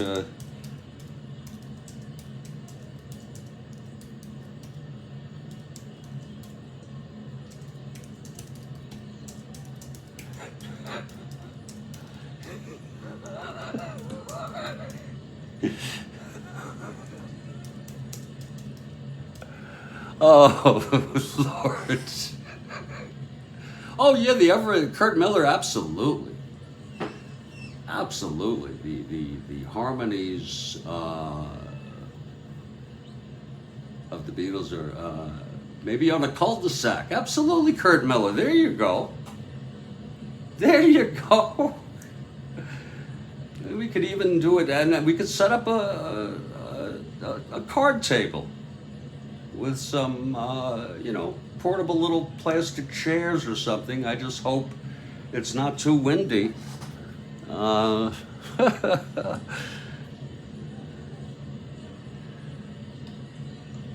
you know the part where he goes, "Why don't we do it in the road?" I mean, this is like for us people. And look at this. The manager of Kansas City, Gordon, is going to have, I shouldn't be surprised, is going to have Jerry Cram. And if he looks good, they'll let him stay in this game. I mean, he allowed 3 consecutive hits in the 4th. The double to H.D. Jackson. The captain singled him home, and then Francona singled the captain, Dando, home. But he's coming out to pitch. He is due up in the top of the 6th. It's 2-0 Oakland. And leading it off, you want to talk about 60s nostalgia, Mr. Haney. Anybody remember? Green Acres. Anybody at all? Anybody at all remember Mr. Haney? No one will be watching us. Why don't we roll 6-3 times?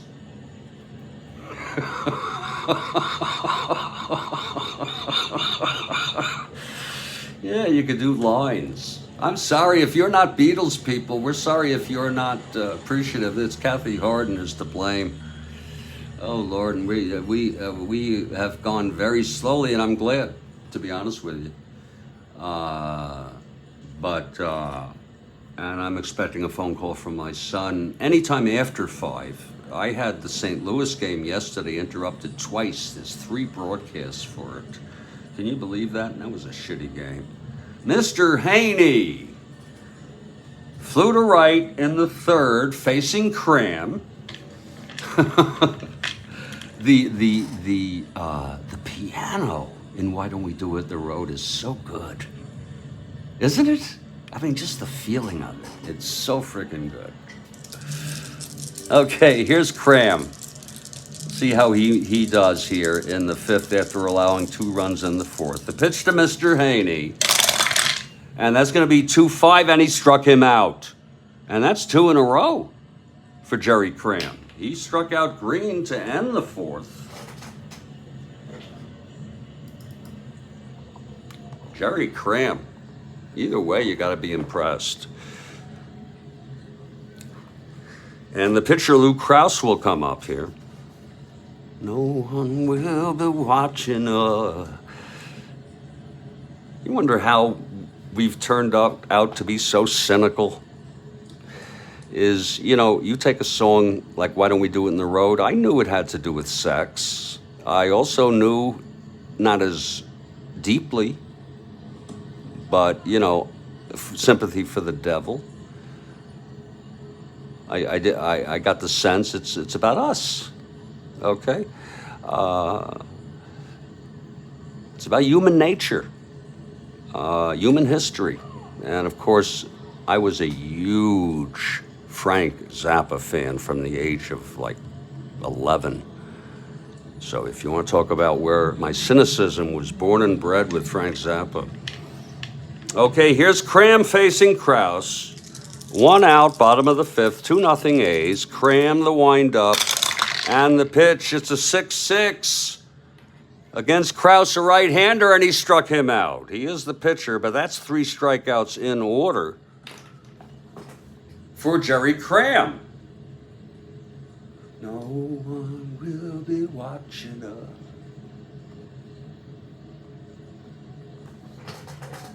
And that's going to bring up Bert Campanaris.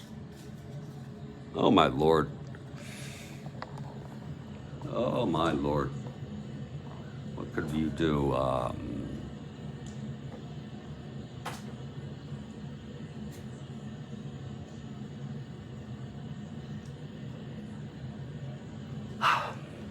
Okay, here's Cram now. And the pitch to Bert. That's 1-6. And he grounds it to short for Alcaraz. And he throws it over to Harrison. And the side is retired. 1-6 against the right-hander. How do you like that? Jerry Cram pitching good baseball in his major league debut. It was a little earlier real world, but this is the first time we've used them, thanks to Rhodes Scholars sending that on over. We've gone 5, and guess what that means, folks? That means it's time for another question. Let me get my music straight here, Kathy. My ambiance. Always wait for my pure ambiance. And wait for it. Wait for it now. Wait for me to read it. Question number 6 from Kathy Harden. And she's as reliable as can be.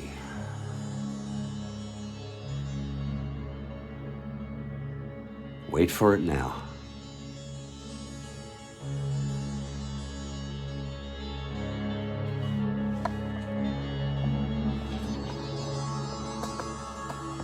Here it is.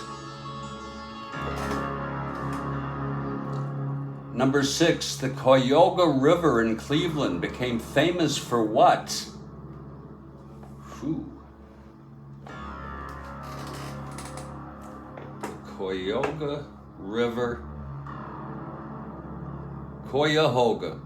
River in Cleveland became famous for what?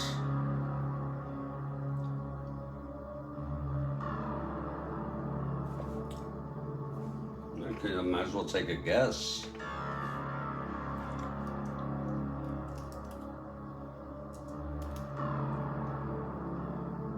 Oh.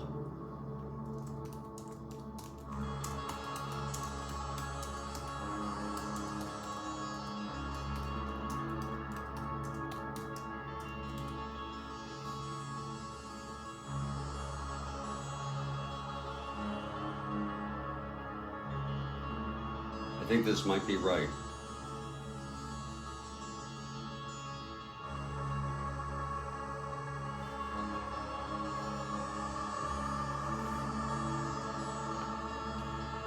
Oh!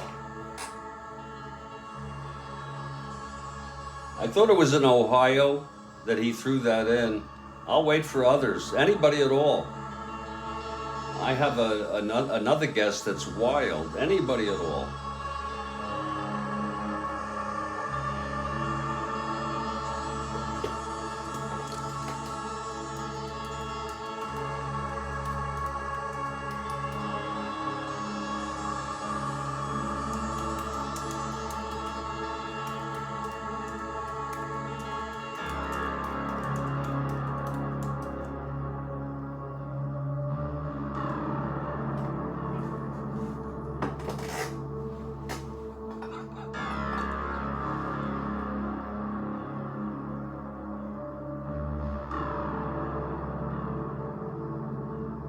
Damn, that was my only other guess.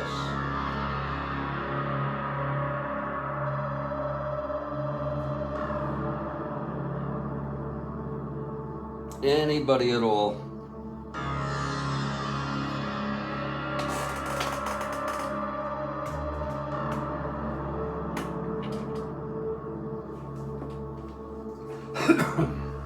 Anybody at all?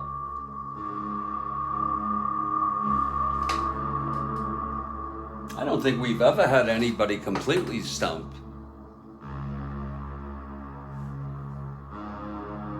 So is that the question? Was that the answer, Kathy Harden? What is the river that caught on fire? Is that the answer? It was famous for actually catching fire. And is that because there was so much junk in it? That seems like a very, very strange phenomena. Very strange. Is that the answer, Kathy Harden? Okay.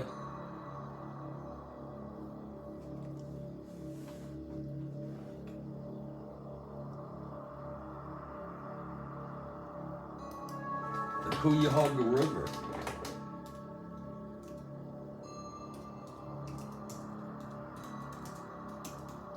I think it's because there's junk in it. Here, oh, it happened at least a dozen times.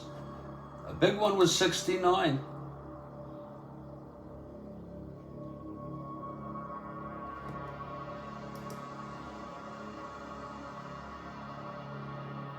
How does a river catch fire? How the fuck does a river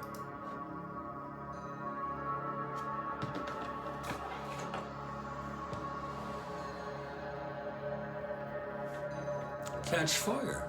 My Lord.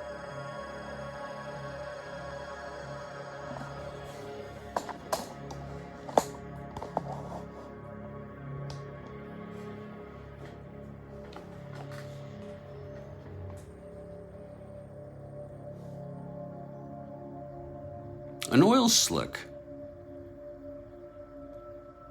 A frickin' oil slick.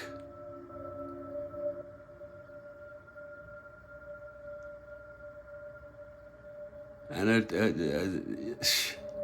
there's a history of that. Wow. Kathy, that's pretty intense. That's pretty frickin' intense.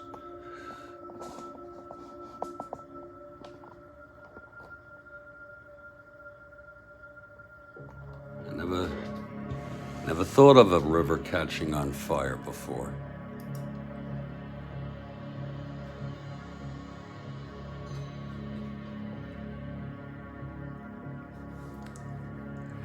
Whew.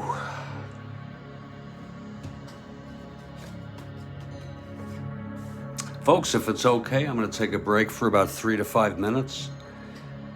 And when I come back, we'll start the top of the sixth. It's an interesting game. 2-0 Oakland. Just a superb, almost unhittable Luke Krause for the A's. And one base runner, the single by Fiore, and in his major league debut in our replay, Jerry Cram,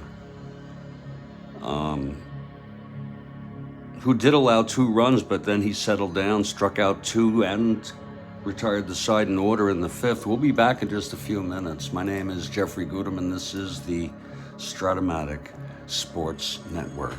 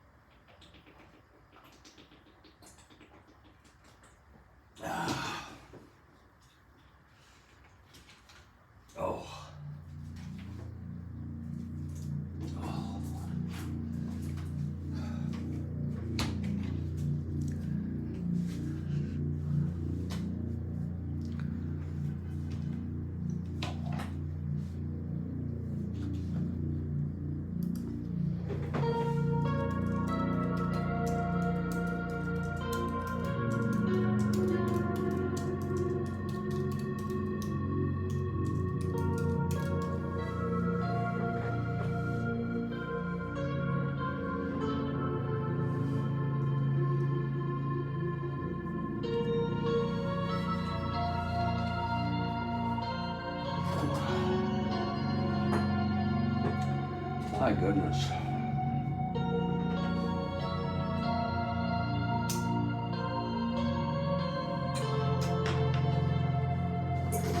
Bill Ivame has arrived. Great to see you, Bill.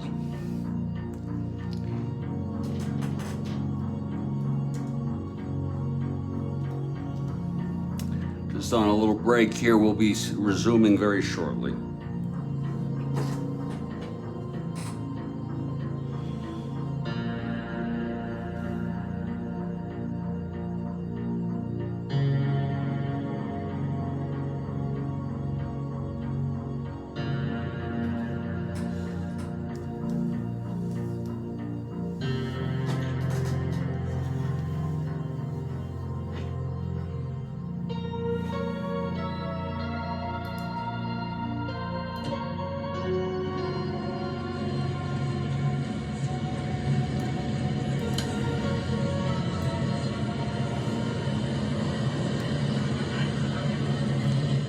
Hey everybody, Jeffrey Guterman here in Studio B in Fort Lauderdale, Florida. We're having a good time here.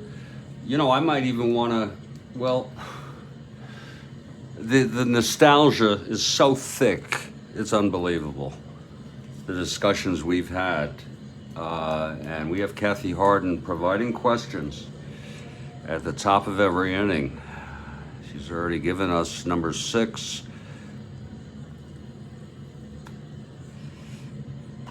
My favorite is number 5 for sure.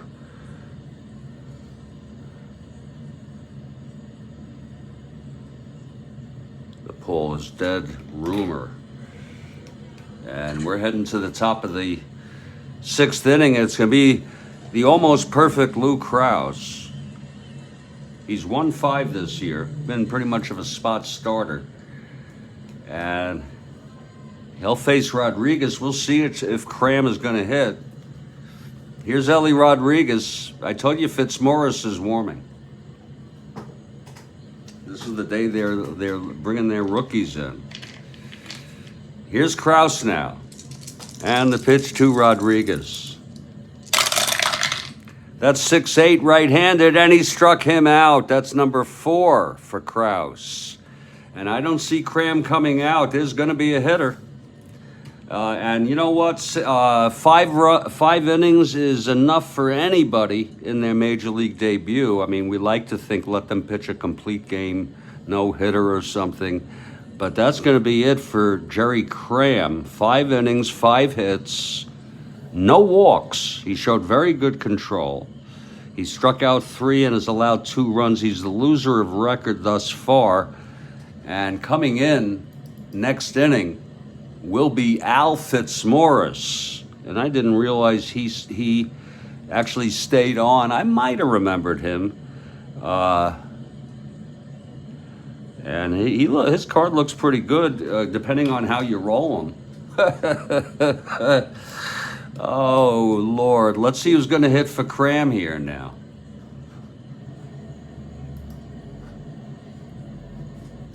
Kurt Miller notes that Jerry Cram lives in Round Hill, Virginia. 2017 was his last year as an instructor. Interesting. Let's see who's hitting here for Jerry Cram. With the Royals down 2-0. I like to see who pinch hit just as a guideline, but I'm not married to it. Whew.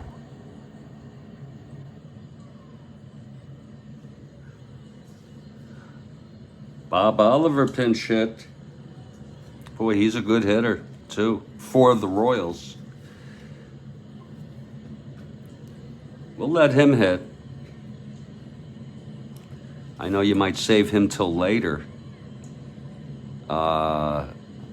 Maybe we'll save him till later for the game-winning home run. Oh, why not use Scott Northey? Sure. I'm going to use Northey here, who's been playing recently. So Northey will come in to hit. here to face Kraus. Fitzmaurice is warming, though.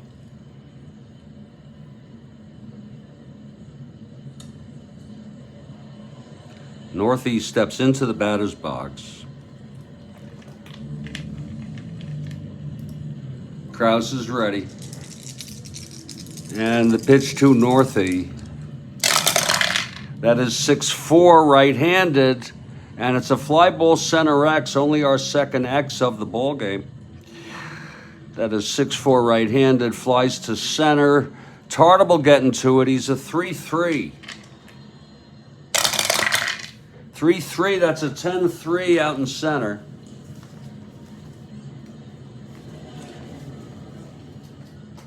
It's an F2. E3. That's going to be 11-13. And he makes the catch.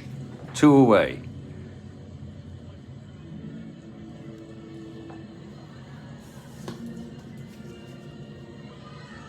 And here comes Pat Kelly 0 for 2 against Kraus. Again, Kraus just going right through this lineup in a one-hit shutout, one runner all game. It was Fiore, but the single in the fourth. He hasn't walked a batter.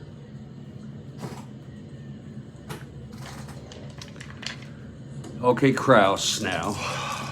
And the pitch to Kelly. And that's 4-7 left-handed, and he flies it to center for Tartable again. And Tartable makes the catch, and the side is out. Amazing performance by Lewis Kraus. And we're in the middle of the sixth. 2-0.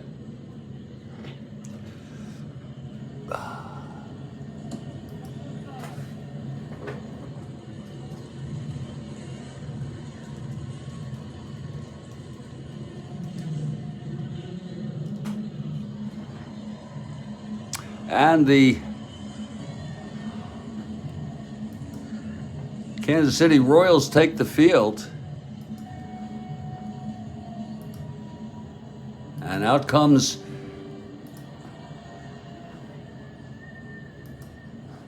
Al Fitzmaurice to take his warm-ups. Al Fitzmaurice, this may be his first debut. Who was used as a pinch hitter? Al Fitzmaurice? Let's check that card out.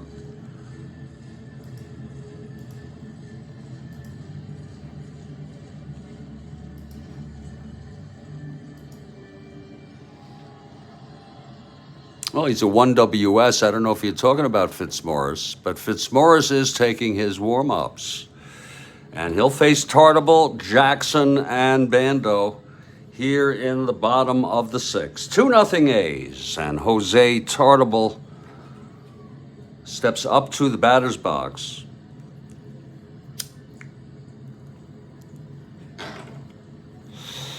Here's Fitzmaurice now, right-handed pitcher. Oh, Jim Rooker. Okay, here's the pitch to Tartable. And that is 3-9. Against the right-hander, and he grounds it to second.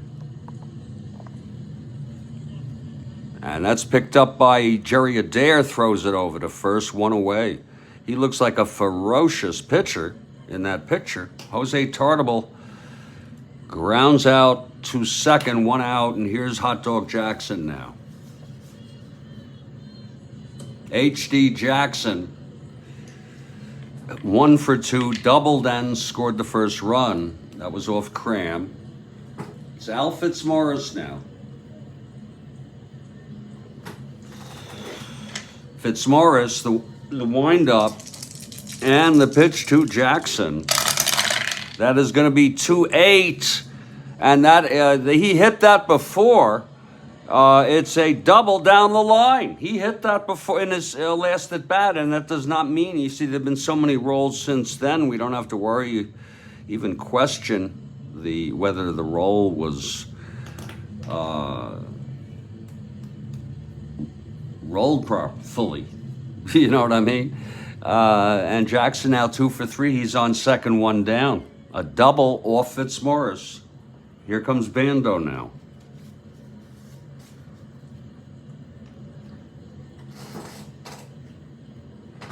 Fitzmaurice from the stretch. And the pitch to Bando. And that is 310 right-handed. It's hit deep by Bando. Way back now. Way back in left, and it's gone. A 2-run home run off Fitzmaurice. And that's going to make it a 4-0 ball game. The captain blasts one. He has 3 runs batted in already. Let's take a look at that again. 310 right-handed there. Oh, wait, ballpark effect. Whoa, ballpark effect. Guterman missing the diamond there. Let's check it out. It's a 3. That looks like it might be gone. That is a ballpark frickin' effect against a right-hander in Oakland. And it is gone. Home run 1-7. Pretty large ballpark. So that is gone. If you don't mind, I'm going to enter that in real time for Salvatore Bando. And it's 4-0 now. And there is action in the Kansas City bullpen already. Lord.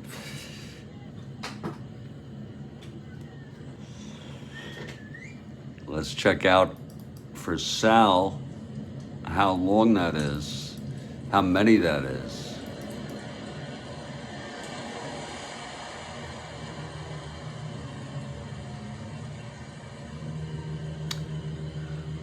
For Sal.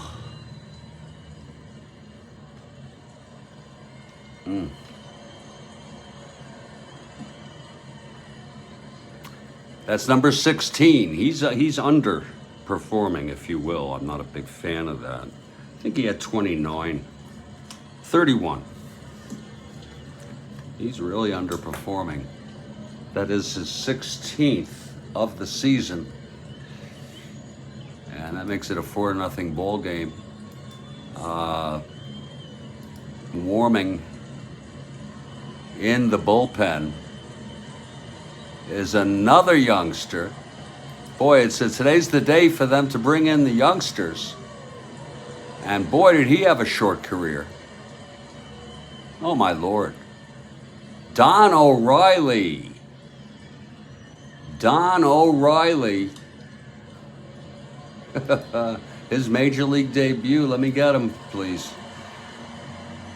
Oh, he just sent me, Road Scholar sent me Fuentes. Oh, Lord.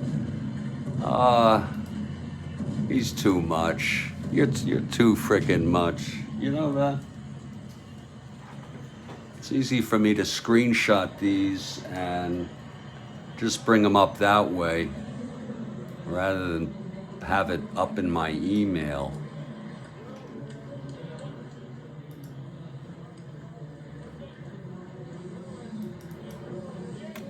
Don O'Reilly, a right-hander, is warming.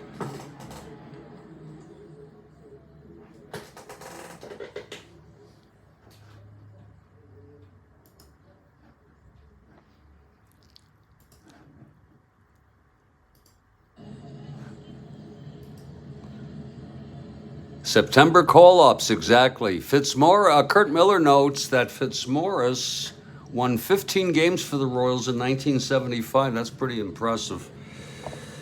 Okay, Fitzmaurice now will face Francona.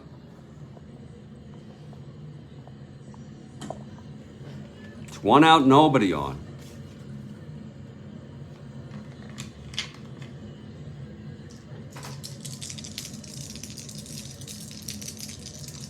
Here's Fitzmaurice now, the windup and the pitch to Francona. That's 2-8, right-handed, and he walked him. Joe Gordon, the manager, keeping an eye. It's going to be Cater now. Fitzmaurice will work from the stretch, 1 out.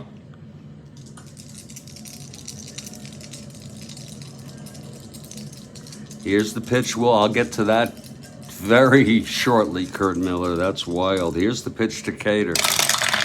That is 2-6, and that's hit well by Cater, and that is gone. Another 2-run home run, and Gordon is coming out.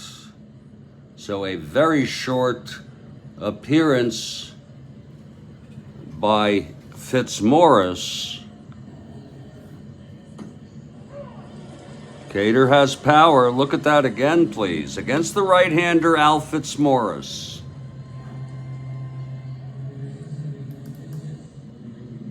Al Fitzmaurice.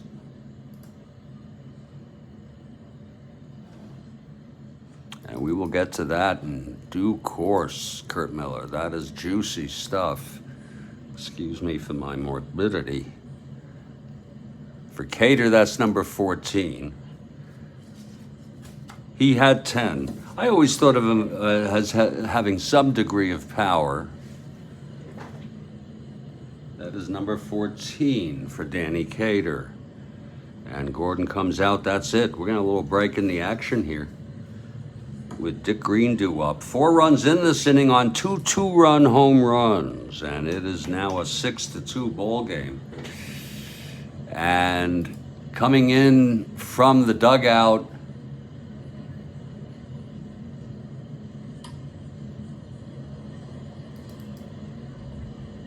is Don O'Reilly. Don O'Reilly. Interesting spelling. Oh no, I guess it's conventional. Don O'Reilly with his major. This is playing almost like a minor league team. Fitzmaurice pitched 1/3 of an inning. He allowed 3 hits. He walked 1, struck out none, and has allowed 4 runs. We can close him up at 6-0. O'Reilly now. Let's first get back to, before we get to O'Reilly, let's get to, he is talking O'Reilly. Died at age 52 being shot in a convenience store robbery. How frickin' special is that? Oh. Yes, Rose notes that Cram was not serving them up, and Cram pitched 5 good innings as far as I'm concerned. And this is just one of those games where, we're doing that. The person I want to look at is Don O'Reilly. I want to do a little search on him. I bet you Saber has something on it.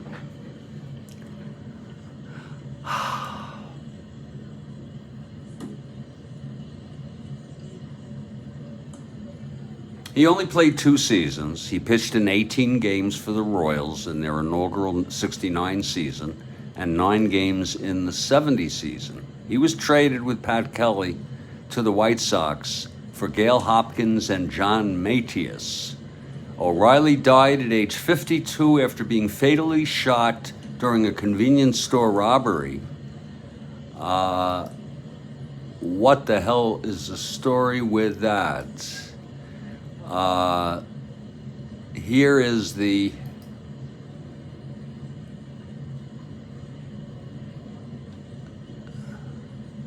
Isn't that a shame? Because he's a real person. Isn't that freaking awful? He actually has a grave online.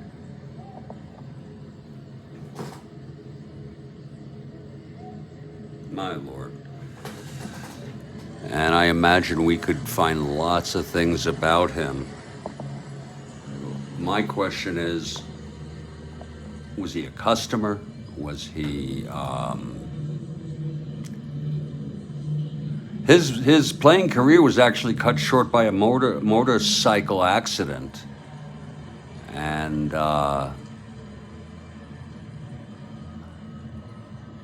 no story that you could find. Yeah. That's an awful shame.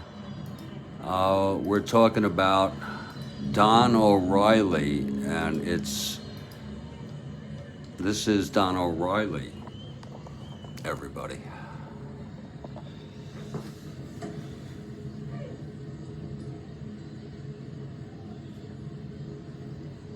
And O'Reilly comes in, taking his warm-ups, and it looks like he's almost ready now. His Major League debut.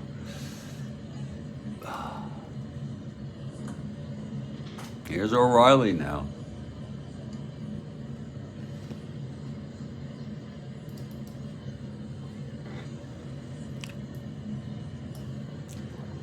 Don O'Reilly on the mound, and here we go. It's going to be Dick Green leading it off. Still only one out. 4 runs in, 2 two-run homers. Jackson doubled, Bando homered him in. Francona walked by Fitzmaurice, and then Cater homered him in. It's 1 out. Baba O'Reilly, yes. Does it relate to this guy? Here's the pitch to Green. Oh, it's 5-10 right-handed. And it's going to be a ground ball short X. That is a ground ball short X. And that's going to be for Alcaraz, a 488. 488? Whoa. 12-4. That's dangerous stuff. It's a G3. 88. 5-10-16. And he boots it, a G3E1. It is an error by Louis Alcaraz. And that's the first error of this ball game. So Green on first with still only 1 out. And here comes Mr. Haney.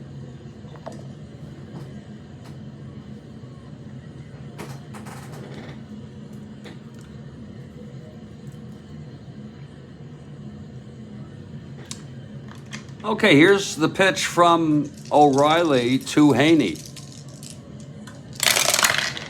And that's 1-6 right-handed. Oh, it's a base hit. Past the dare. Green goes to second and holds.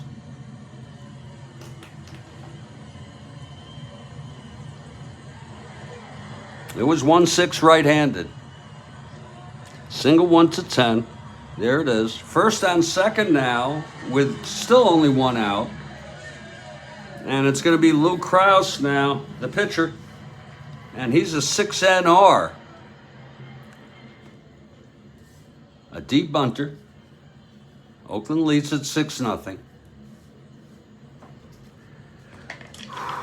Okay, O'Reilly now. From the stretch and the pitch to Krause. That is 6-9. He's a right-hander. Oh, my Lord. That's going to be a base hit up the middle. Green scores. That's unearned. Haney goes to third. We'll give him a run batted in. And he has just allowed his first run. But it's unearned. It was a 6-9 right-handed, double 1-11. 19 would just be base hit there. So now it's first and third, still only 1 out, and Bert Campanaris. There is, I mean to tell you, that there is action again in the Kansas City bullpen. My Lord. At least they had these guys to go. It's Mike Hedlund, who has a card. He had a very short career. Mike Hedlund. We're going to bring in. This game's a little different than what we're used to. He's a right-hander, and he's good. as far as his card goes, he pitched 125 innings. Isn't it something how these people, he ended up playing only 6 years, maybe an injury, I don't know. Hedlund is warming, he's a right-hander. Campy steps in.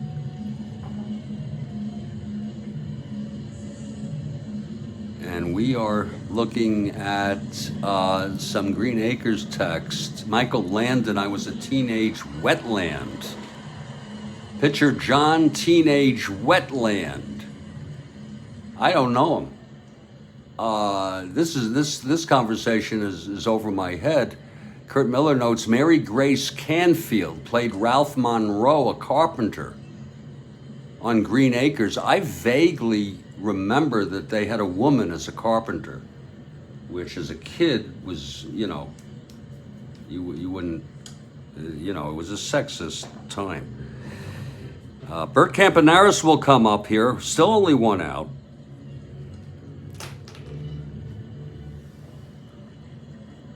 We had Mr. Haney, okay, which just classic Mr. Haney. We're trying to wind through this inning. 5 runs in, it's 7-0 now. With Hedlund warming. Here's Campanaris now. Al Fitzmaurice. I'm sorry, O'Reilly. First and third, still only one out. Here's the pitch to Campanaris. Infield is back. 1-9. And that is a fly ball to left. It's going to be deep enough for Haney. 2 tag. Lord, that's going to be unearned. That would have been the 3rd out. That's an unearned run. We'll give him a run batted in. I don't keep that stat anyway. And now the Oakland A's will have batted around here in the 6th. 6 runs in. We're going to give him that. That's not so much his fault. So we're going to give him a chance to face Jose Tartable.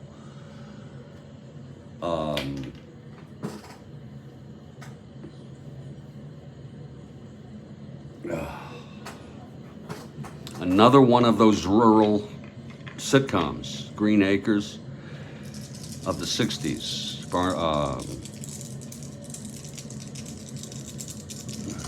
Here's Tartable now with 2 outs, I'm sorry.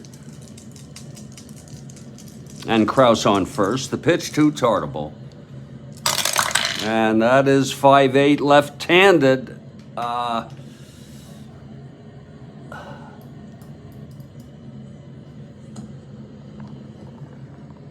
And he grounds it to third. And that's scooped up by Foy, and he throws him out. So a pretty rough inning there. Glad it's over.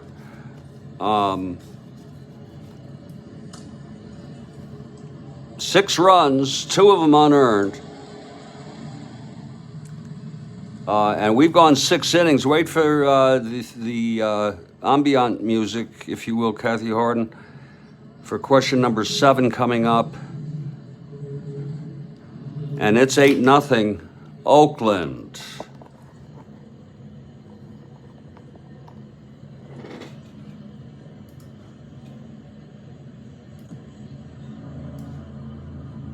Okay, Kathy Harden with question 7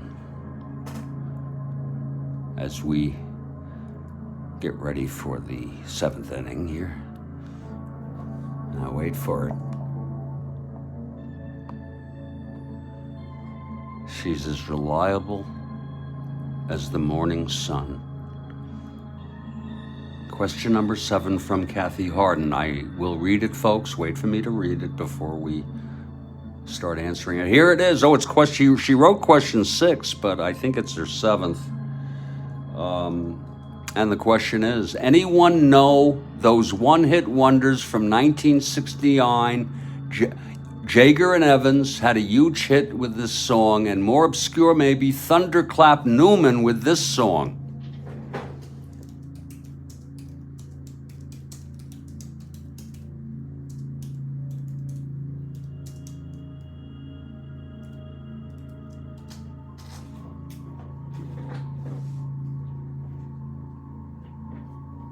Great question.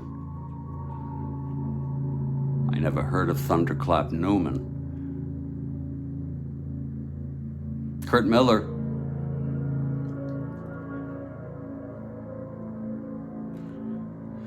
And you can go look up those people. Last time I checked, they were still alive, or one of them was still alive. They lead obscure private lives, I think.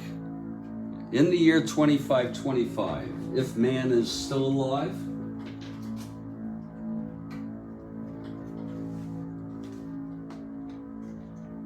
Thunderclap. Something in the air, Kurt Miller.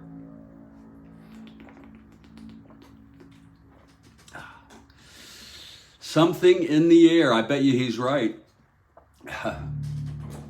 You want to talk about one-hit wonders, Kathy Harden.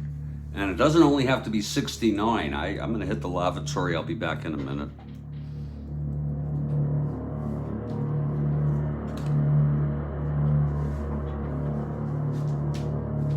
Kurt Miller gets it again.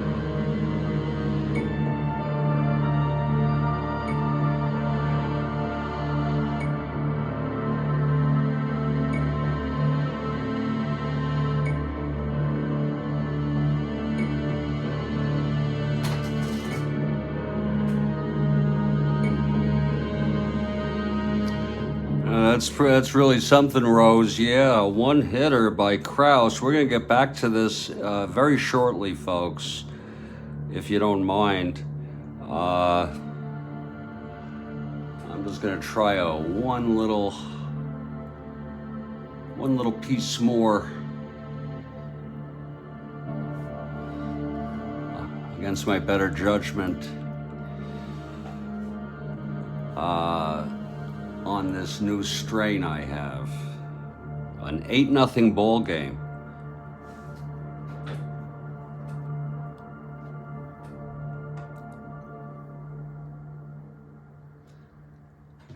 I like one-hit wonders. You know, it can be debatable whether someone was a one-hit wonder. Maybe they had some other songs, and some of you could correct me if I'm wrong. But I thought the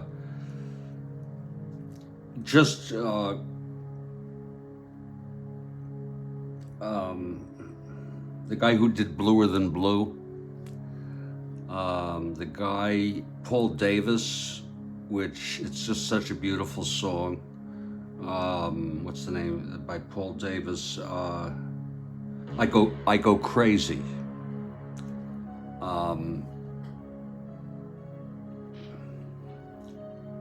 I thought Catch Me I'm Falling by Pretty Poison. I don't know, maybe they had some other hits, but that was an enormous song. Especially the sound of it, for a pop song of I think the 80s.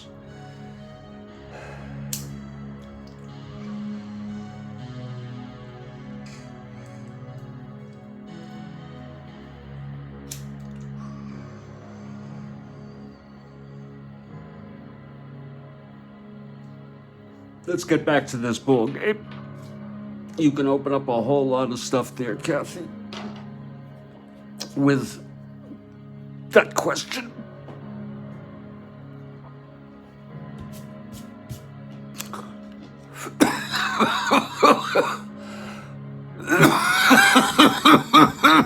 Oh, excuse me. Ow.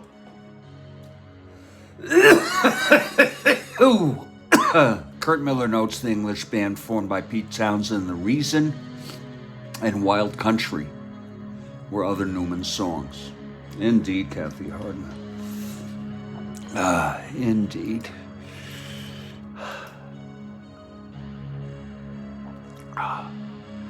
That is some pretty powerful stuff.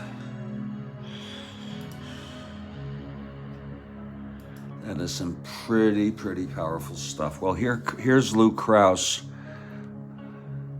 He has retired 17 of 18 batters he's faced, only allowing a single to, of course, Mia Morey.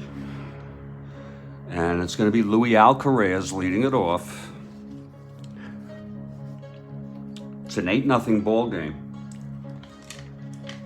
Here's Krause.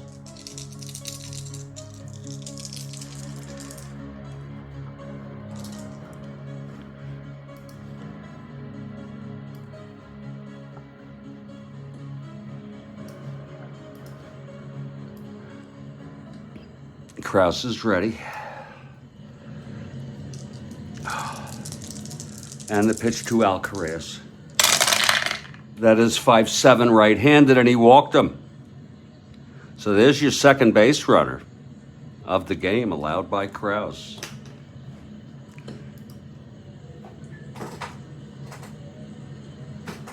Alcaraz on first to lead it off. Here's Mia Morey. 1 for 2 today.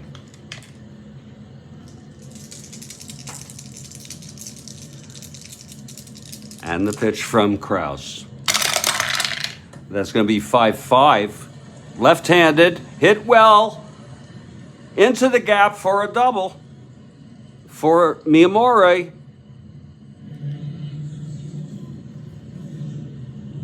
Alcaraz rounds third, will hold.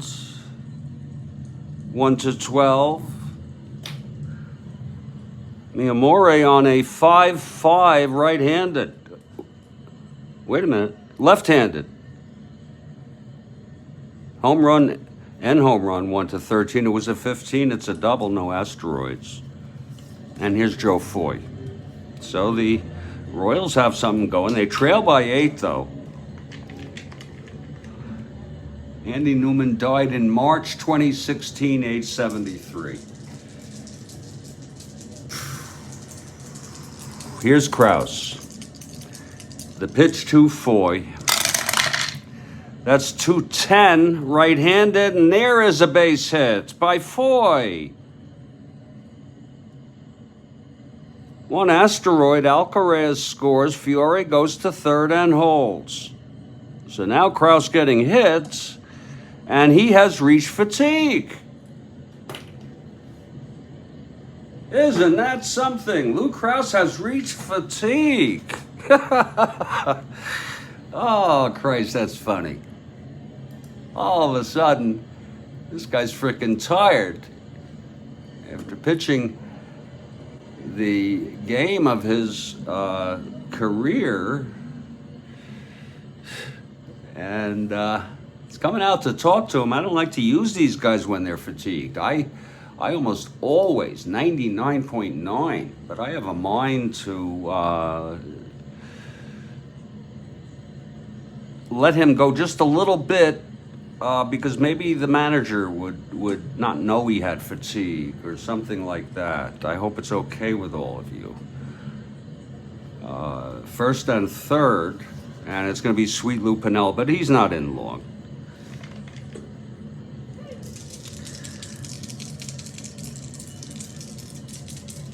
Here's the pitch to Piniella. That's going to be 4-9 right-handed. That's a base hit. Oh my.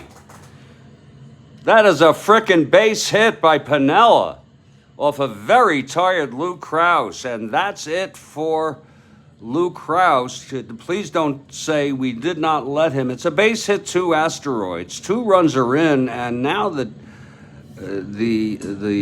Royals really have a chance to come in this ball game. Gordon is coming out, and he's pulling Krause.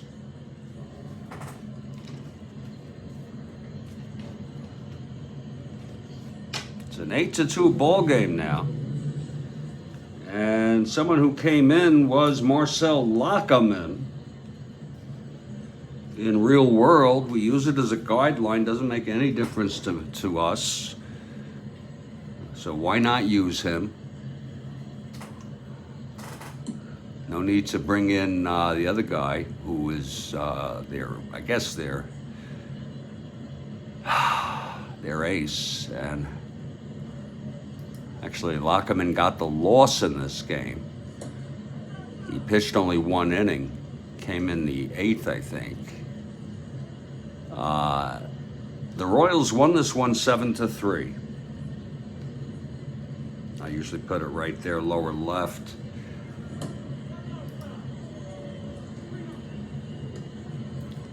And that's it for Lou Krause, just like that.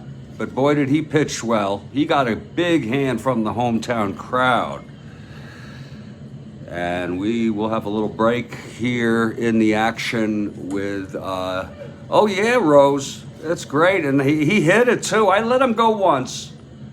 But God forbid I let him frickin', go, even this might have been a mistake, but it seemed like after pitching so good, the manager would say, well, let's just take one more look here at what's going on. And it's going to be Lackerman coming in. He has not retired. Krause did not retire a batter here in the 7th. Krause didn't. He pitched 6 innings. He allowed 4 hits, 3 of them this inning, with no outs. He did finally walk a batter. He struck out 4, and he's allowed 2. He's responsible for Foy and Piniella. And Jerry Adair will be due up. Marcel Lackerman taking his frickin' warm-ups. And by the way, Mike Hedlund will be pitching. Actually, we may let O'Reilly pitch again. O'Reilly pitched 2/3 of an inning. I might let him. I might just let him go one more shot at it. But anyway, Lockman taking his warm-ups. Looks like he's ready. Okay, here's Jerry Adair stepping in. Here's Lackerman now. The pitch to Adair. And that's going to be 3-10 right-handed. And he grounds it to short, double play. Foy comes home from third.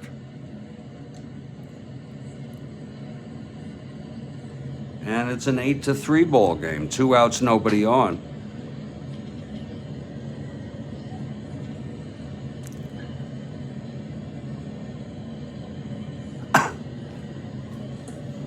Here's Chuck Harrison now. 2 outs, nobody on, 3 in. And the pitch from Lackerman.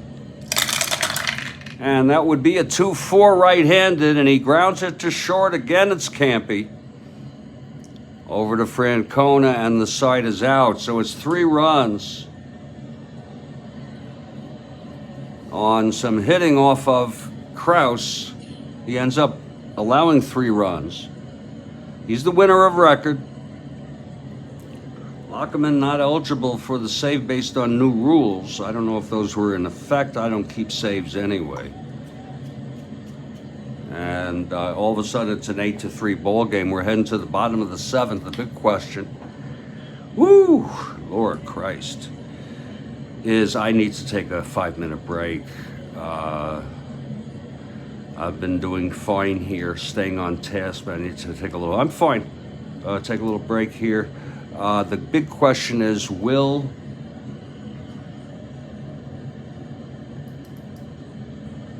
Don O'Reilly come out? Won't you come out to play? The sun is up. The sky is blue. It's beautiful. And so are you, Don O'Reilly. And that'll be the big question we have. Lord.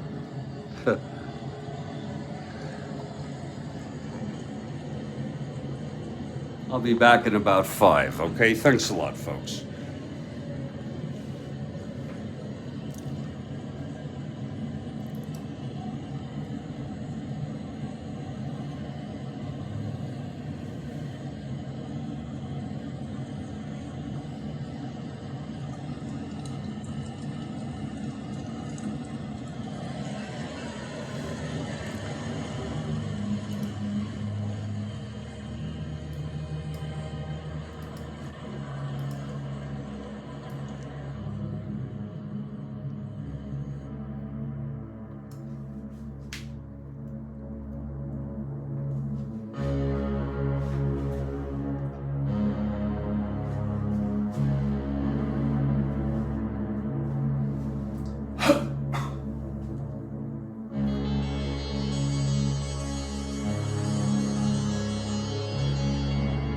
Folks, I'm pretty sure I'm going to get through this game, but if I get a call from my son, it could be any time after 5, but probably later. I'd have to discontinue this game. To suspend it. Just to let you know, I'll be back.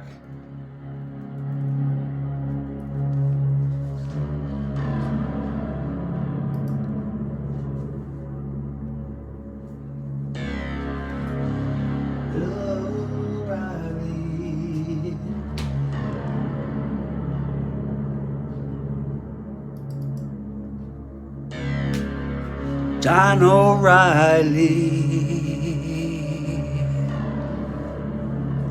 won't you come out to play?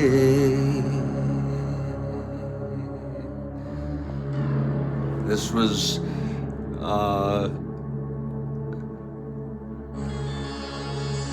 thank you very much, Rose. This was the man that Kurt Miller told me, and you, if you're paying attention, died in his 50s, I think 52, in a convenience store robbery. He got shot to death. I don't know, was he I doubt he was the robber. So I doubt he worked there. Was he just happen to be a customer? Wow. Christ, and what am I afraid of? Lord, what am I afraid of? John O'Reilly. I know this is kind of intense, folks. It's my own variation of Dear Prudence. It's a different melody. Won't you come out to play?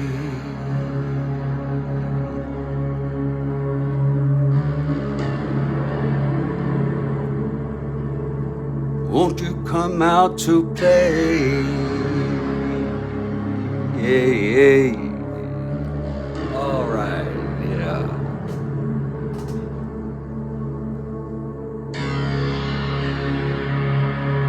Don O'Reilly, has pitched 2/3 of one inning. Oh, yeah. Hey, Kathy Harden. I think I got it going. But Don O'Reilly, this is pretty sick, isn't it?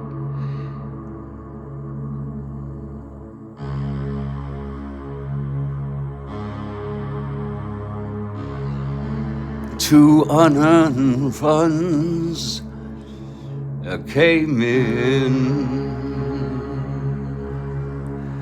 They came in on Don O'Reilly.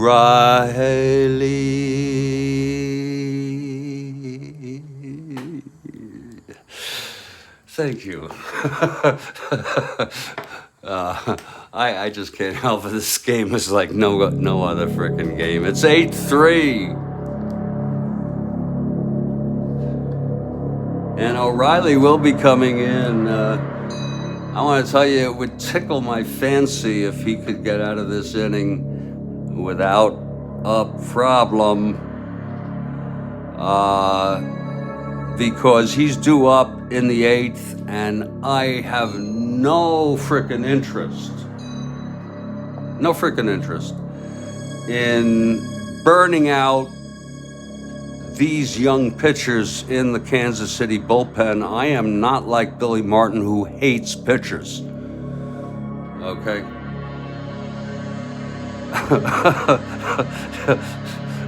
And I'm going to let O'Reilly come in, and he's going to face, are you ready for this? H.D. Jackson. 2 doubles scored twice. Ain't that pretty? Captain Salbando, 2 for 3, singled and scored, 2-run blast. And Tito Francona, who knocked in a run and scored on the 2-run home by Cater. It's 8-3. We'll get back to this ball game. I'm getting myself together. You're looking at O'Reilly's card. We're going to show O'Reilly. Yeah. There's O'Reilly for you. He came in right here. He has not struck anyone out. Okay. He has, it looks like he has nothing on his left-hand side, but he does have on his right hand 4-5 and 6-5. Oh, I'm looking so forward.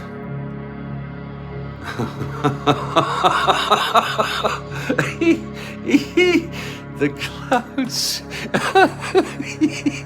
Oh, that's funny as hell. Oh, you're hilarious. Kurt Miller is really hilarious. The clouds will be a daisy chain, so let me see you pitch again, dear O'Reilly. I do my own variation, though. Oh, Don O'Reilly, won't you come out wherever you are.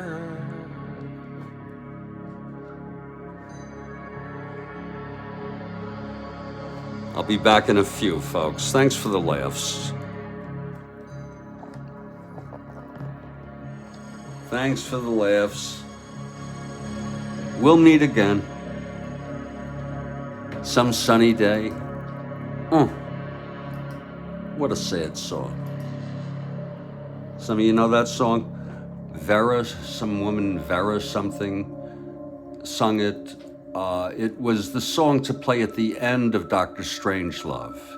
We'll meet again. You remember? I'm sure, I know Kurt Miller knows it. Rocky Who, Rocky Raccoon.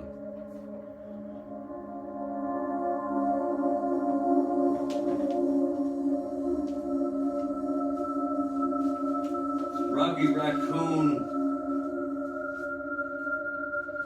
said,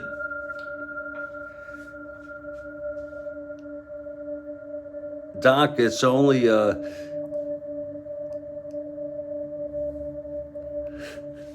be tough.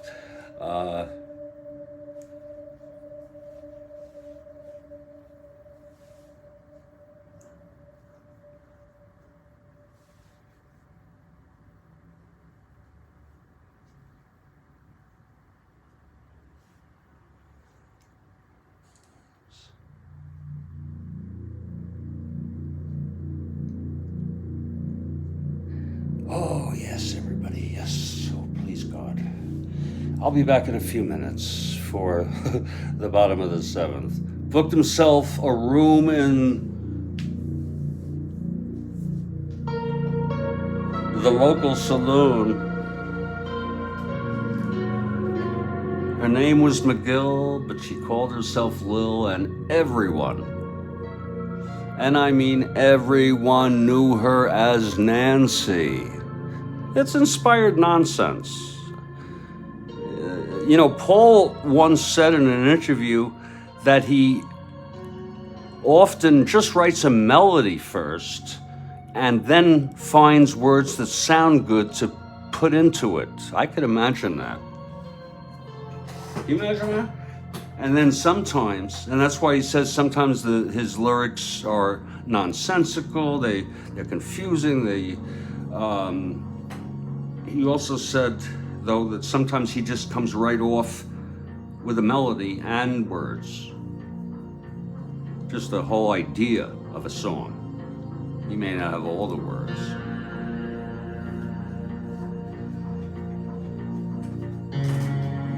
As a kid, my favorite was Lennon.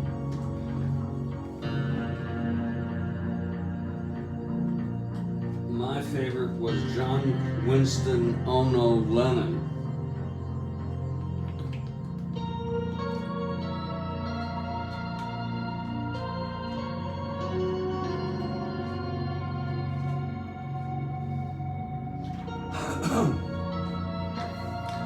Winston O'Boogie.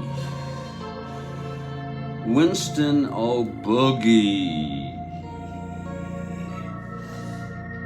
I'm stepping outside for a minute. O'Reilly will come in to pitch to start the bottom of the seventh. It's 8-3 Oakland, a very interesting game. I'll be back.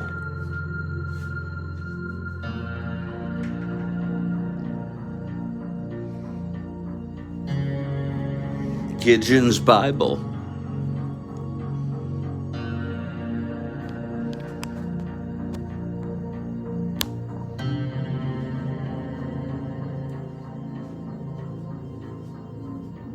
Gideon's Bible. Fuck is that? Shit. It's pretty wild.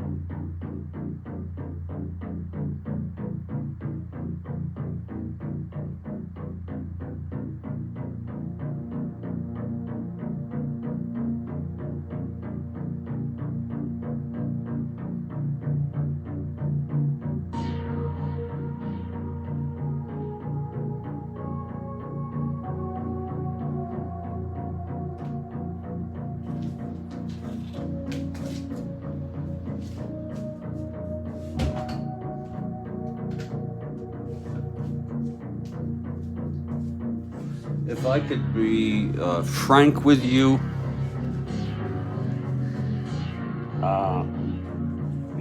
I really hope that O'Reilly can get through this inning with no runs, or even a run, you know, but I want to hit for him in the eighth, okay? Nobody else. I want to hit for him. And I have Headland.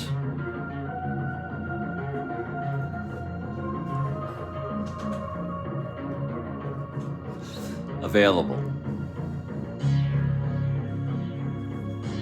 As soon as I am able,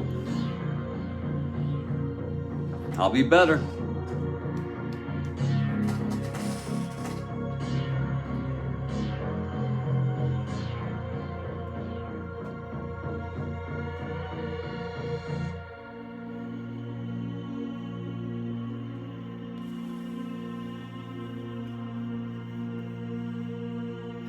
Gidgeon helped with Rocky's revival. A lot of great songs. You know, the sheer volume of the White Album makes it a treasure.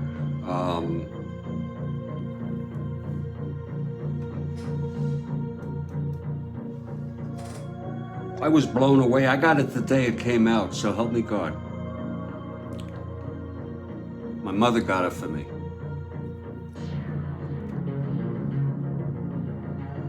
It blew me away. They were like completely just almost, I don't know what the word would be, they were demystified to me. You know, Pepper and Mystery Tour, it had all the, you know, all of the psychedelic and all that, but this was just a plain old White Album. And many of us know. Oh, well, we're gonna hit for whoever the pitcher is. I just wanna frickin' make sure, Rose, that I don't have to bring Headland in and then only have to hit for him. That's what I'm concerned about. Pitchers do not grow on trees, okay? And I have no interest, especially in a losing cause, using a shitload of this pitching staff, this relief corps. I was blown away by the songs, the words were all there. It was just, you know, and George Martin disliked it because he felt that the group was disjointed, that they weren't playing together anymore. They were just backing up on each one of their songs. That's true what he thought. And then, you know, Let It Be was actually released last, but it was recorded shortly after the White Album. Abbey Road, and then it was put on the shelf for convicted and deceased murderer Phil Spector, convicted murderer, to put it together, produce it, because there was so much in volume, but that really came after the White Album. Cry, baby, cry.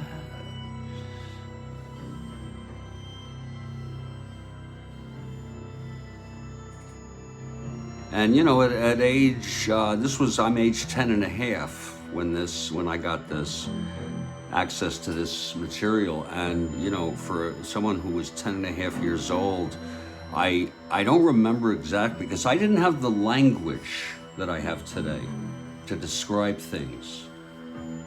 But it seemed made perfect sense to me, you know, and he used a lot of nonsense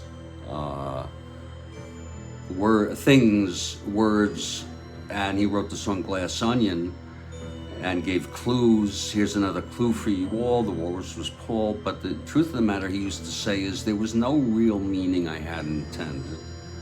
But people always want to peel away.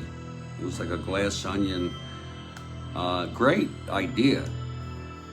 The song is okay, but you know, it's a great idea. But Cry Baby Cry, you know, made perfect sense to refer to the King of Marigold. What the hell is Marigold? I didn't care.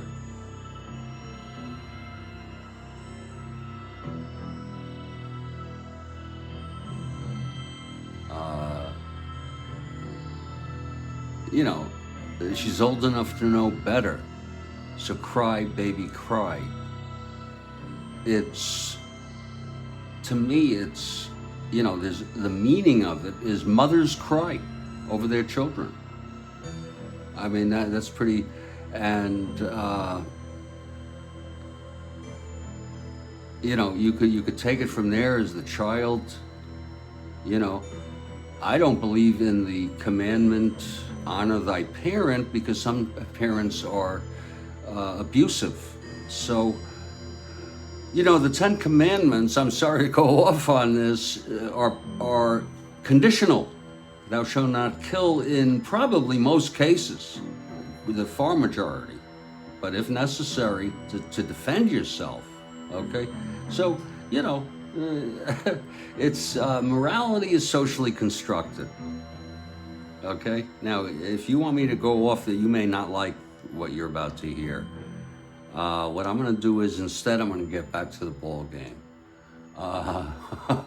From the local, you know, and I was just crazy though about, I also got, I got Pepper and Mystery Tour when they came out. I was blown away by I Am the Walrus, the words to it, you know, and how it builds up at the end, you know. And just the whole idea of, you know, what the hell is this? I am the walrus. What does that mean? Goo goo gajoob. I mean, he actually, those are words.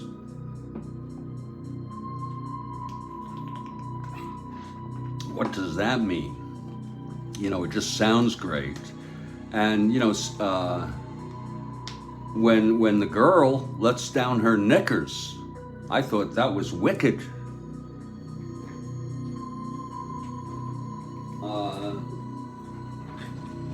And let your face grow long? Love it. I mean, that's poetry, folks. That's frickin' poetry.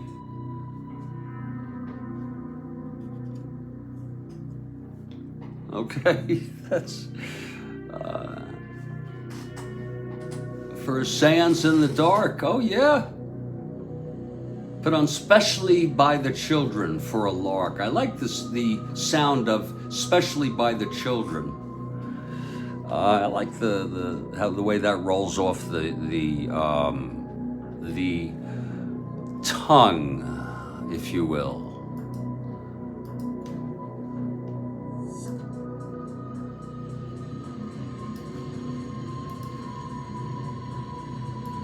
Hey folks, what is a lark? I am back here in Studio B. We're ready for this ball game.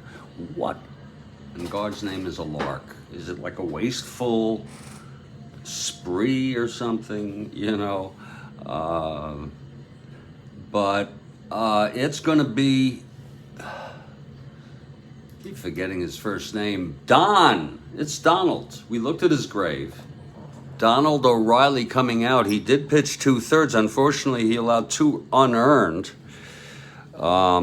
But, you know, gave up singles to Haney and Krause, and he gave him a chance. You know, Chaim Ganat said every child should get a chance to redeem themselves. And lucky him, Don O'Reilly will face HD. And HD's having a great day without hitting any home runs, Kathy Harden. Oh, Julia, you know, her hair of her something floating is shimmering, glimmering in the sun. It's so beautiful. And I Will is just, you know, to put those 2 tunes together was a great idea. I Will by Paul is just a great song. James Taylor did a cover of it, and it actually, in ways, has, I'm not a musicologist, okay, but it has aspects to it that are pretty sophisticated. I know it's and I just wanted to say that. Don O'Reilly facing Reginald. Here we go, bottom of the 7th, 8-3 A's. Here's the pitch to Reginald. It's 2-11 from the right-hander, and he flies it to right. Oh, and Making the catch there is Pat Kelly, and he has retired Reginald.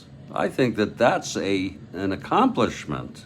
My Lord, 211, right-handed. So there's one away. And here comes the captain, Sal Bando now. 2 for 4. Singled, scored, homered. 3 runs knocked in. He had a 2-run home run. He also knocked in HD back in the 4th. Here's Bando now at the plate. The pitch from O'Reilly. O'Reilly, 310, right-handed. There it goes. Oh, he frickin' did it again. High, long, and gone. A solo home run by Salvatore Bando. He was on his own card, 310 right-handed. Oh, it's a ballpark effect. Whoa, on a 9. Oh, shit, Guterman, look for those frickin' diamonds. He's right-handed. Oh, shit, that is wild. Right-handed, and it's a 1-7. He flies out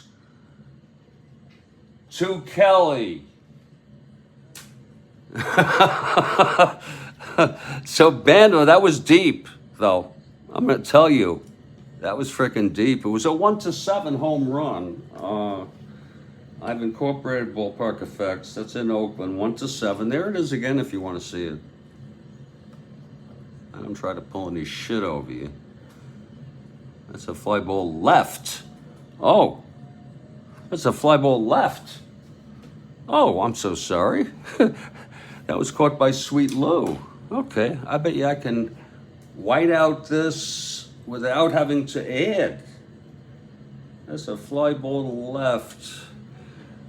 There we go, right in there. Oh. Okay, we'll fix it later.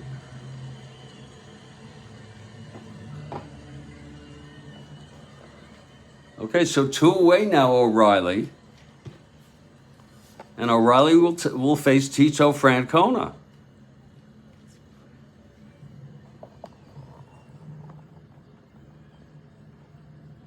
Oh, Lennon, I mean, you know. And by the way, I don't know if, you know, let me just say this. This is important to me, Kurt.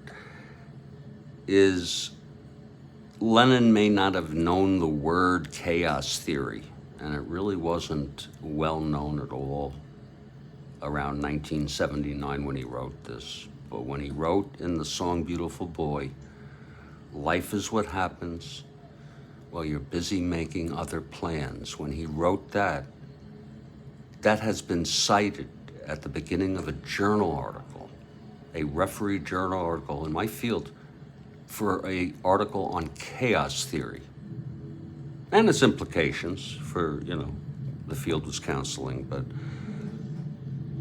that's almost Shakespearean. You know what I'm saying? And I'd like to know what you think about that. Because it's so true. And of course, one of the logical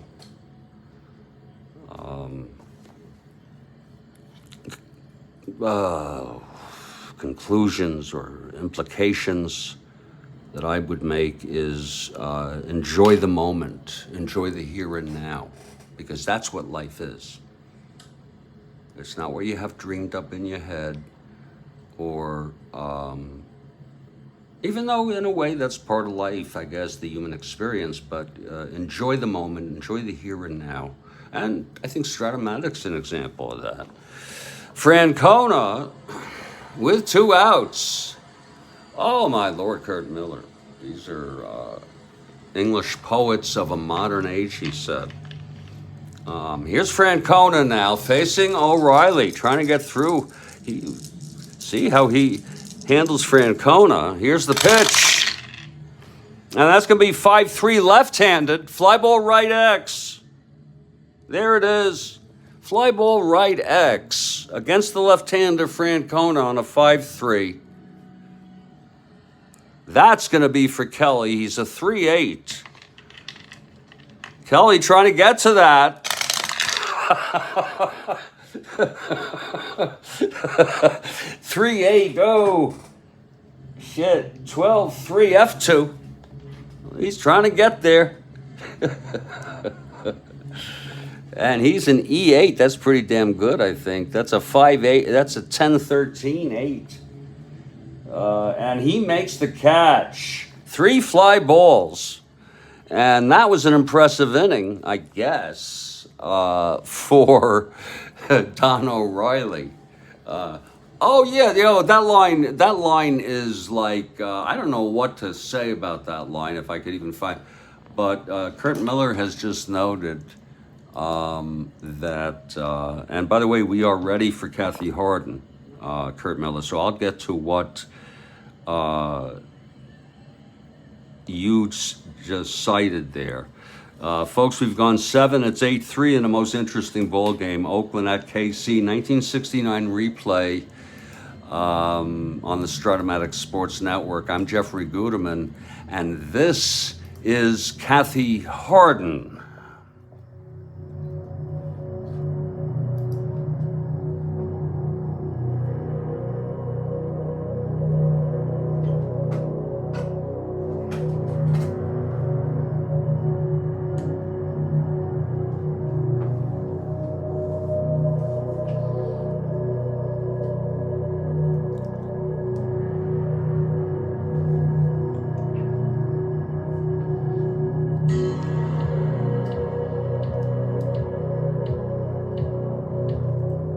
Question 8. On April 30, we can assume 1969, 2 teams no-hit each other in successive games. The teams involved were Cincinnati and Houston. Name the 2 pitchers. And by the way, this is the second time it's happened in baseball.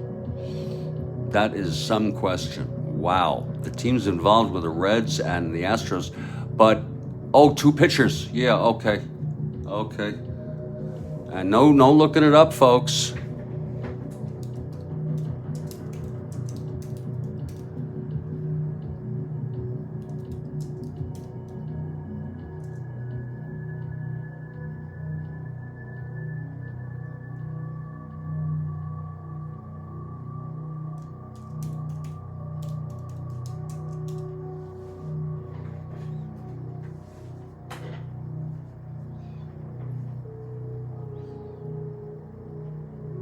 Kurt Miller guesses Cloninger and Don Wilson. I guess Durker and Merritt. It's Wilson! Oh, Wilson is 1. She's giving out partial credit. Oh, I love it. Oh, I love it. I just took a wild guess with Merritt. I was never a fan of Jim Merritt as a pitcher. We got another one going. It's not fair for me to guess. Kurt Miller got it half of that. Cloninger is not 1. It's the great Don Wilson, who died of carbon monoxide poisoning. We're waiting for the second one here.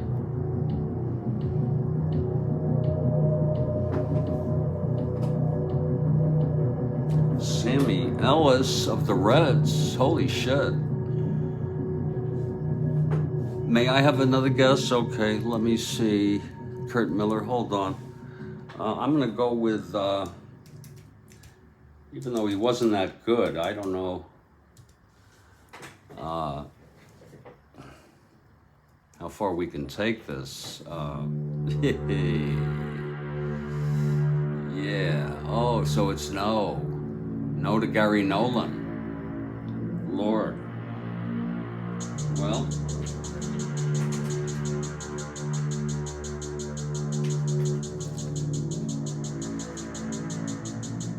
I don't think it's right for me to just continue guessing.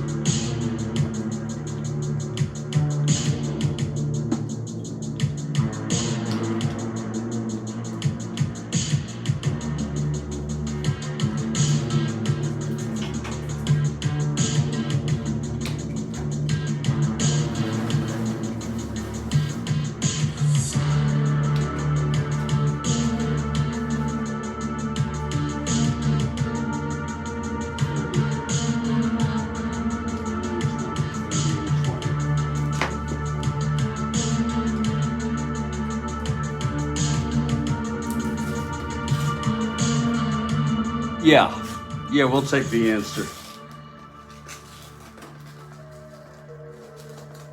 Here, wait for it.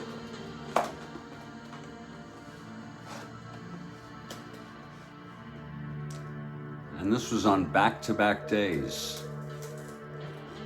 Or was it in a double header? It's hard to imagine.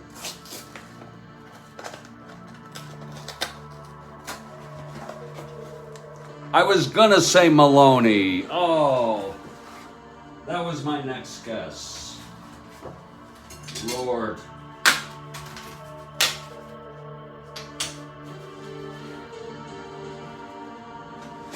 I was gonna say Maloney.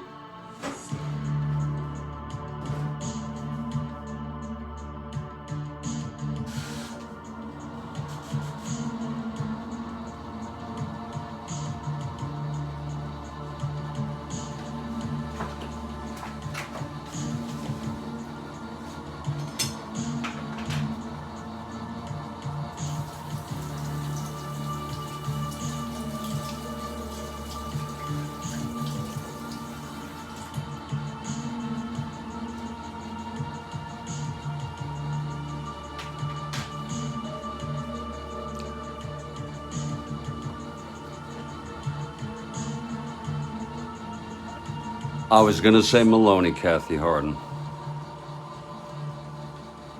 Just to let you all know,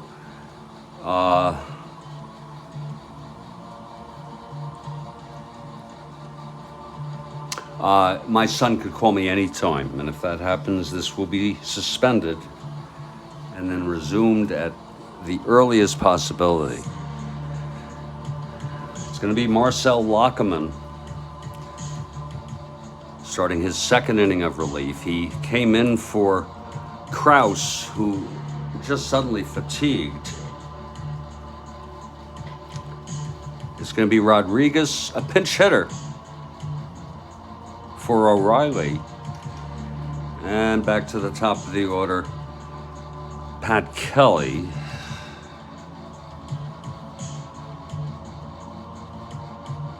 O'Reilly pitched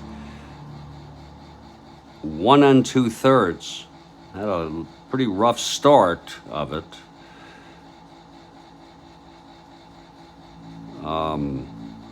But retired the side in order, but they were long fly balls, I'll tell you that. And he allowed 2 unearned runs. And Mike Hedlund will be the new pitcher in a very unusual ball game. Mike Hedlund, right-hander.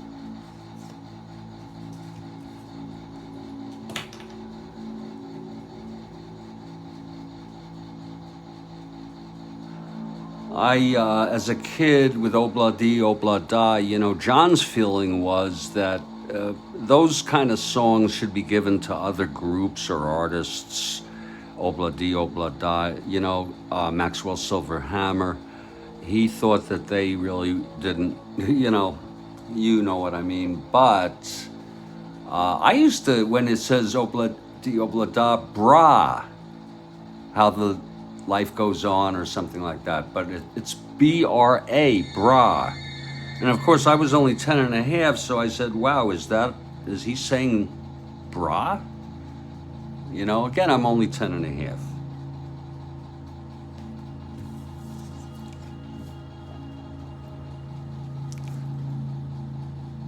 Ellie Rodriguez will lead this off for the Royals, and there will be a hitter. They trail by 5 in a most unusual ball game.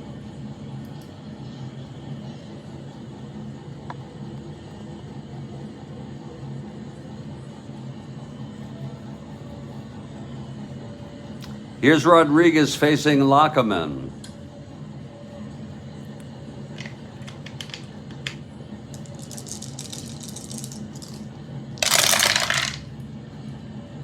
.36 right-handed, grounds it to third.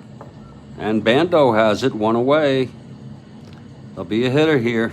It'll be Oliver. Why not? Bob Oliver, who pinched hit in this game in real world. And he is about one of the better hitters on this Royals team. Bob Oliver coming up. Here's Oliver, right-handed hitter. Lockerman.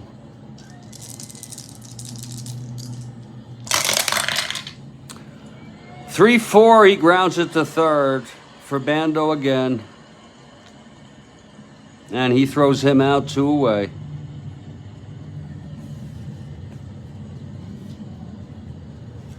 And Pat Kelly is the batter, 0 for 3 today.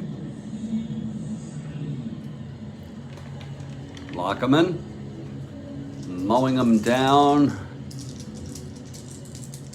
here in the second inning here. Pitch to Kelly. 3-6 right-handed. Tap back to Lockerman. He's got it. And throws to first Tito. And it's a 1-2-3 for Lockerman. Gonna be a new pitcher for the Royals. It's 8-3. The Royals decided to bring in some of these September call-ups today. And they got hit. And that's what happened. They got hit. Actually, I thought Cram was pretty impressive.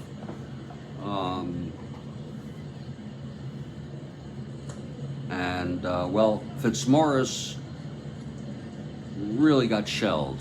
Let's just put it that way. Okay? He really got shelled. And we learned a lot about these people.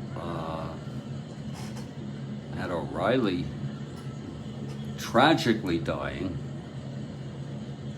Hedlund taking his warm-ups now in a convenience store robbery. Jeez.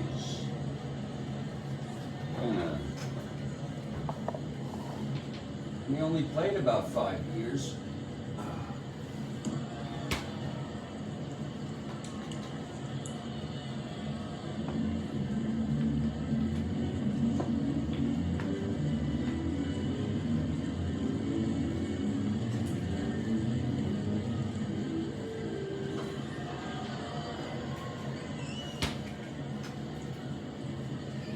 Okay, leading it off for the A's will be Danny Cater, who had a 2-run homer in that 6-run sixth to bust it wide open. Here's Hedlund. Oops, I'm so sorry. That way, I did not mean to have that angle. Here's the pitch to Cater. That's 3-2.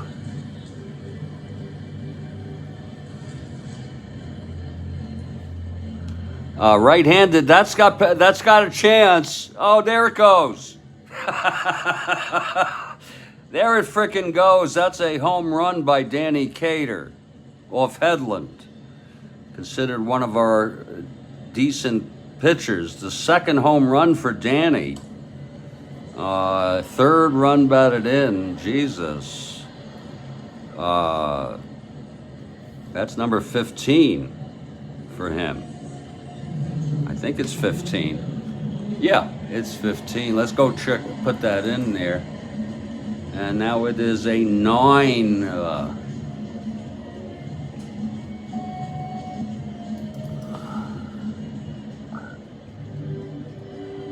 2-3 ball game. Cater with number 15. And oops, there it is. It's entered. And I'm so tired is, the song I'm So Tired had some interesting references. Sir Raleigh was such a stupid get. I'm doing it again, I'll give you everything I got for a little piece of mind. I give you everything, miss him, miss him, miss him. Miss. I bet Kurt Miller knows what that is. So Hedlund lets up a lofter to make it 9-3. Here comes Green now. Big Dick Green.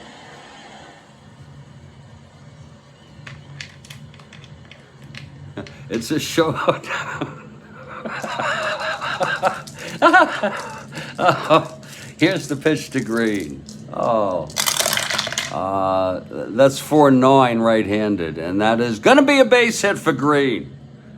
It is a showdown for Dick Green now.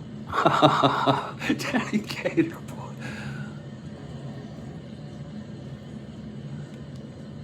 Daniel was hot. He drew first and shot.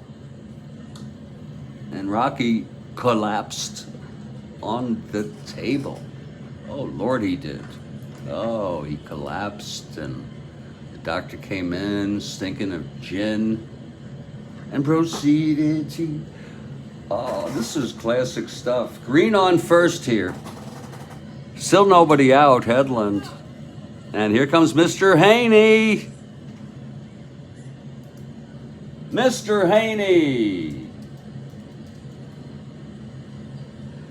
steps up to the batter's box. Oh, there's Mr. Haney, yes.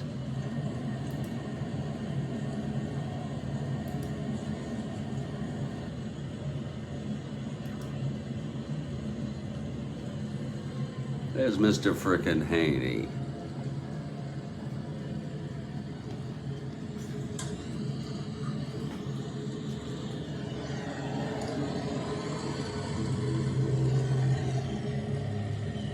And, you know, I think it's now we look, and that's probably in bad taste. Can I get into something very, very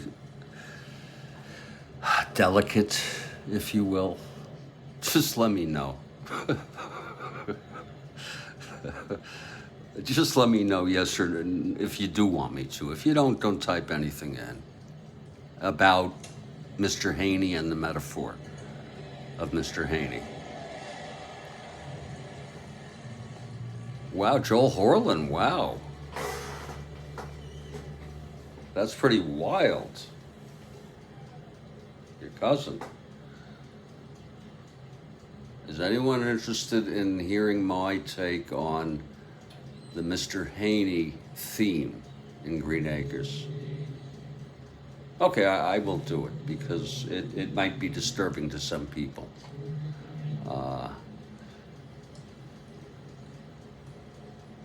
You know, Kurt Miller, when I heard "Don't Pass Me By," and I read the line, and the words were all on the back of the poster. When I read the lines, "You were in a car crash and you lost your hair." That was very strange. That was very, very frickin' strange.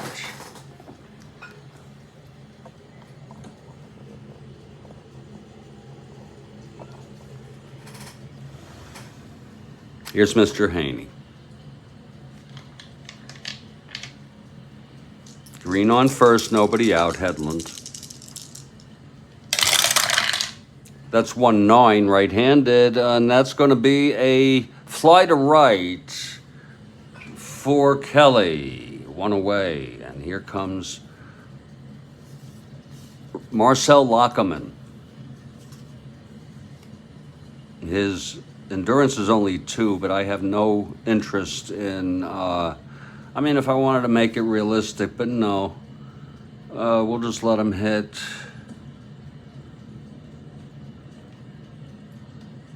I don't even have the energy to pinch hit right now. So Lockerman, a 1 WR.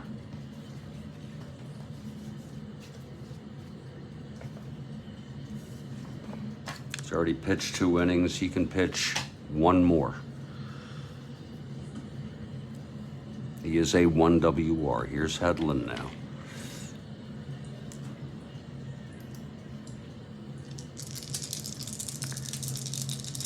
Pitch to Lockerman. That'll be 6-9. Right-hander. Struck him out. 2 down. Here's Campy. If you're looking ahead, by the way, it's going to be Alcaraz, Mia Morey, and Joe Foy.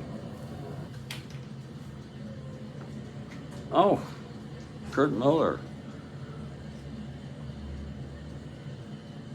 You were here. That's a country tune, you know.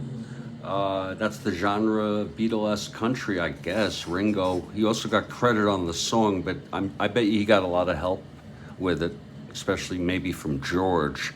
George helped him with Octopus's Garden to get some of the progressions, you know.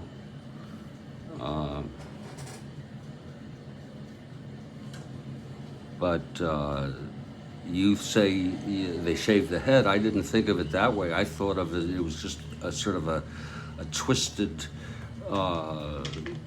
comparison to head. Okay, or your brains were knocked out or something, you know. Instead they did hair. Green on first, 2 down. The pitch to Campaneris from Headland. That's 2-4 right-handed, and that's a fly to right. Ending the inning, Pat Kelly under it, and the side is retired. One more run, though, just for spite, on the second home run of the day by Daniel Cater. And that makes it 9-3 ball game. And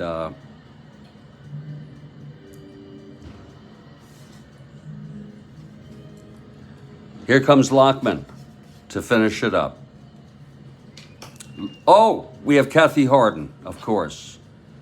Kathy Harden for, I think, the final big question of the day. Ringo got credit for that, indeed.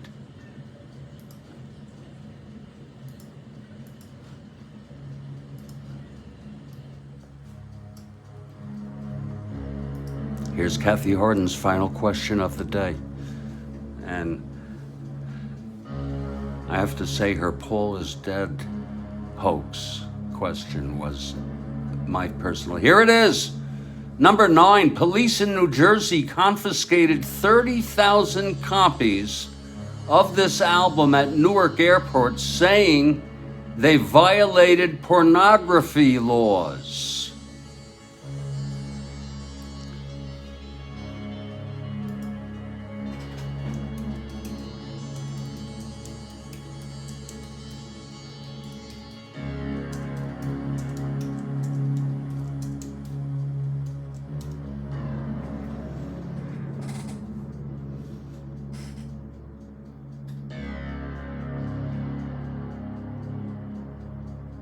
I could be wrong.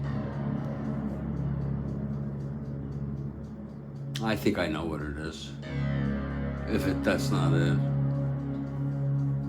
I got it! So right. Folks, they had a brown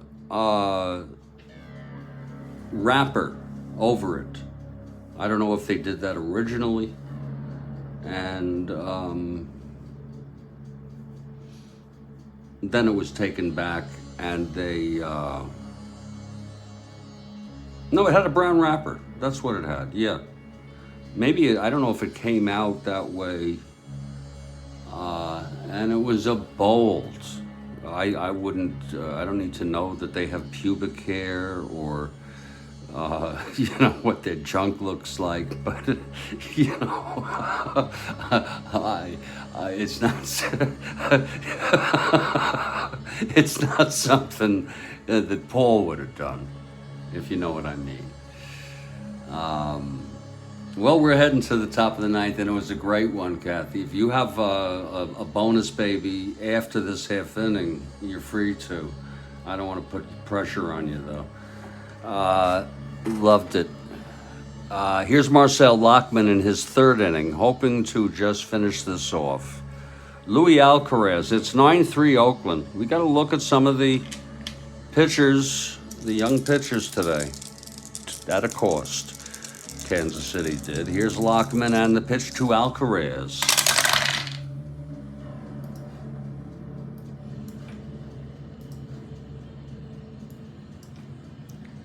That is a 4-4 right-handed, and it's grounded to third X. Very few X's thus far on a 4-4 right-handed. And that's going to be for Sal. A 224.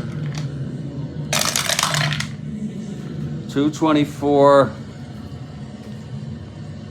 92G2 E24. 478. And he throws him out. So that's one away. Lock him in. Pitching, trying to pitch 3 innings here. Here's Miyamori now.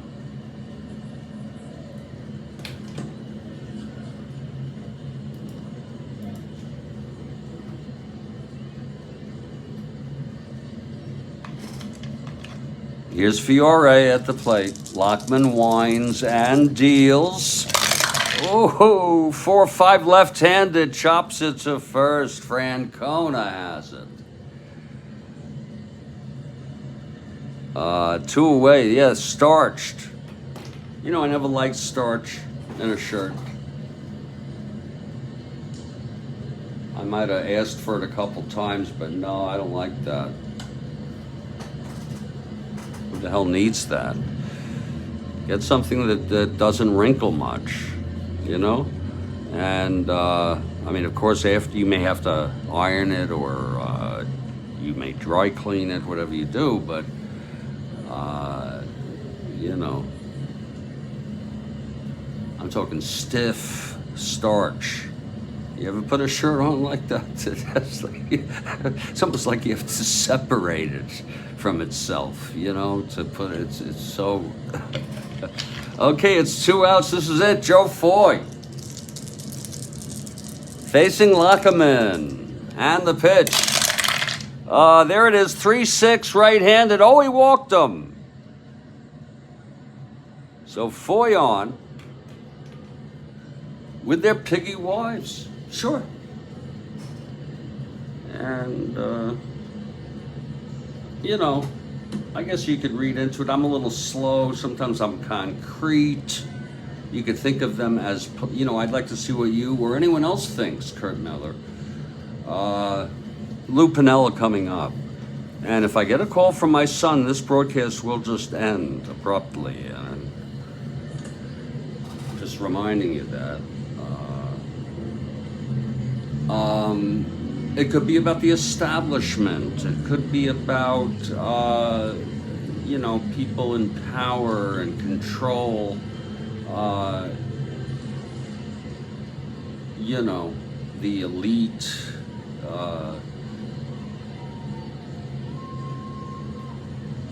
Clutching forks and knives to eat their bacon, sure. Oh yeah. Oh yeah, well they have the meat. Yeah, they have the meat. You know, I mean, if I'm really concrete about police, I don't know. I think it's more about some sort of sector of society that have dinner with their piggy wives. So they're talking about the men. Here's Sweet Lou now with Foy on first, 2 down. The pitch from Lockerman. And it's 2-3. Right-handed, it's grounded to first. Francona again takes it to the bag, and the ball game is over. This has been a enjoyable ball game for me. The final score is Oakland 9, I'm sorry. Kansas City 3. I don't know, Kathy Harden, if you have something else, let me know. In the meantime, I'm going to be putting in the finals here.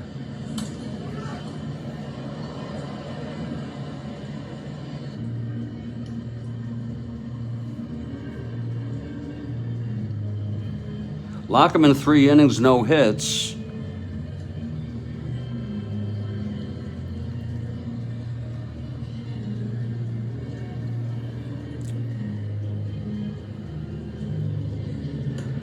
All right, Rose Dressler, you're very welcome for the game. The loss goes to Jerry Cram. We also got to look at two others, September startups.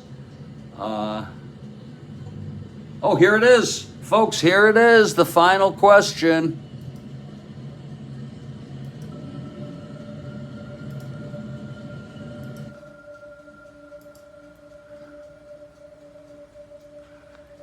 Thank you, Kurt Miller. It's Kathy Harden with the final question. Even though canceled in April, this would be 69, folks, by Network, this comedy variety show won an Emmy in June for outstanding writing.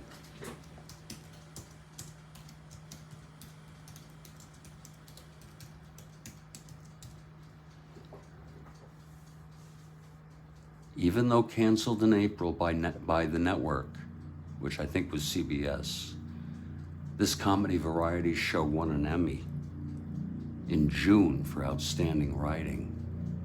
Joel Horland says Laugh-In. Rhodes Scholar says Smothers Brothers. Kurt Miller says Smothers.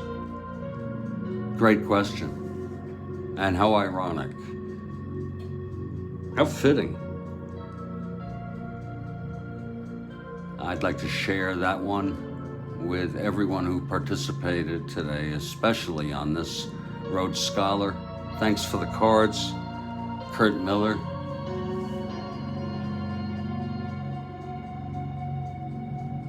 Thank you, Rhodes Scholar. Thank you so much. And I want to say goodnight. Headland pitched 1 inning.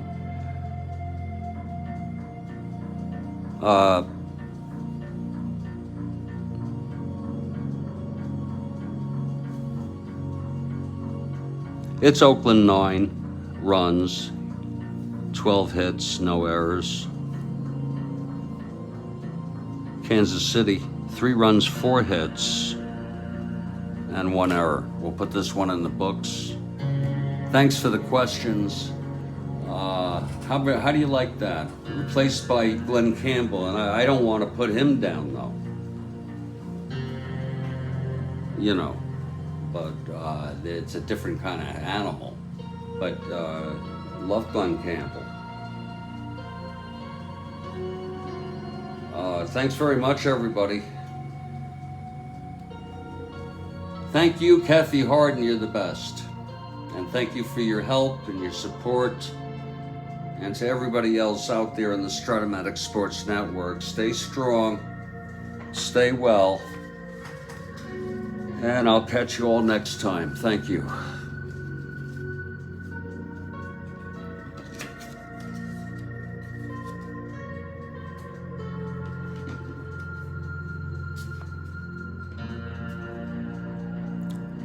I think Wichita Lineman is a masterpiece of a song and not done any better by anyone but Glenn Campbell. And the guy who wrote it, I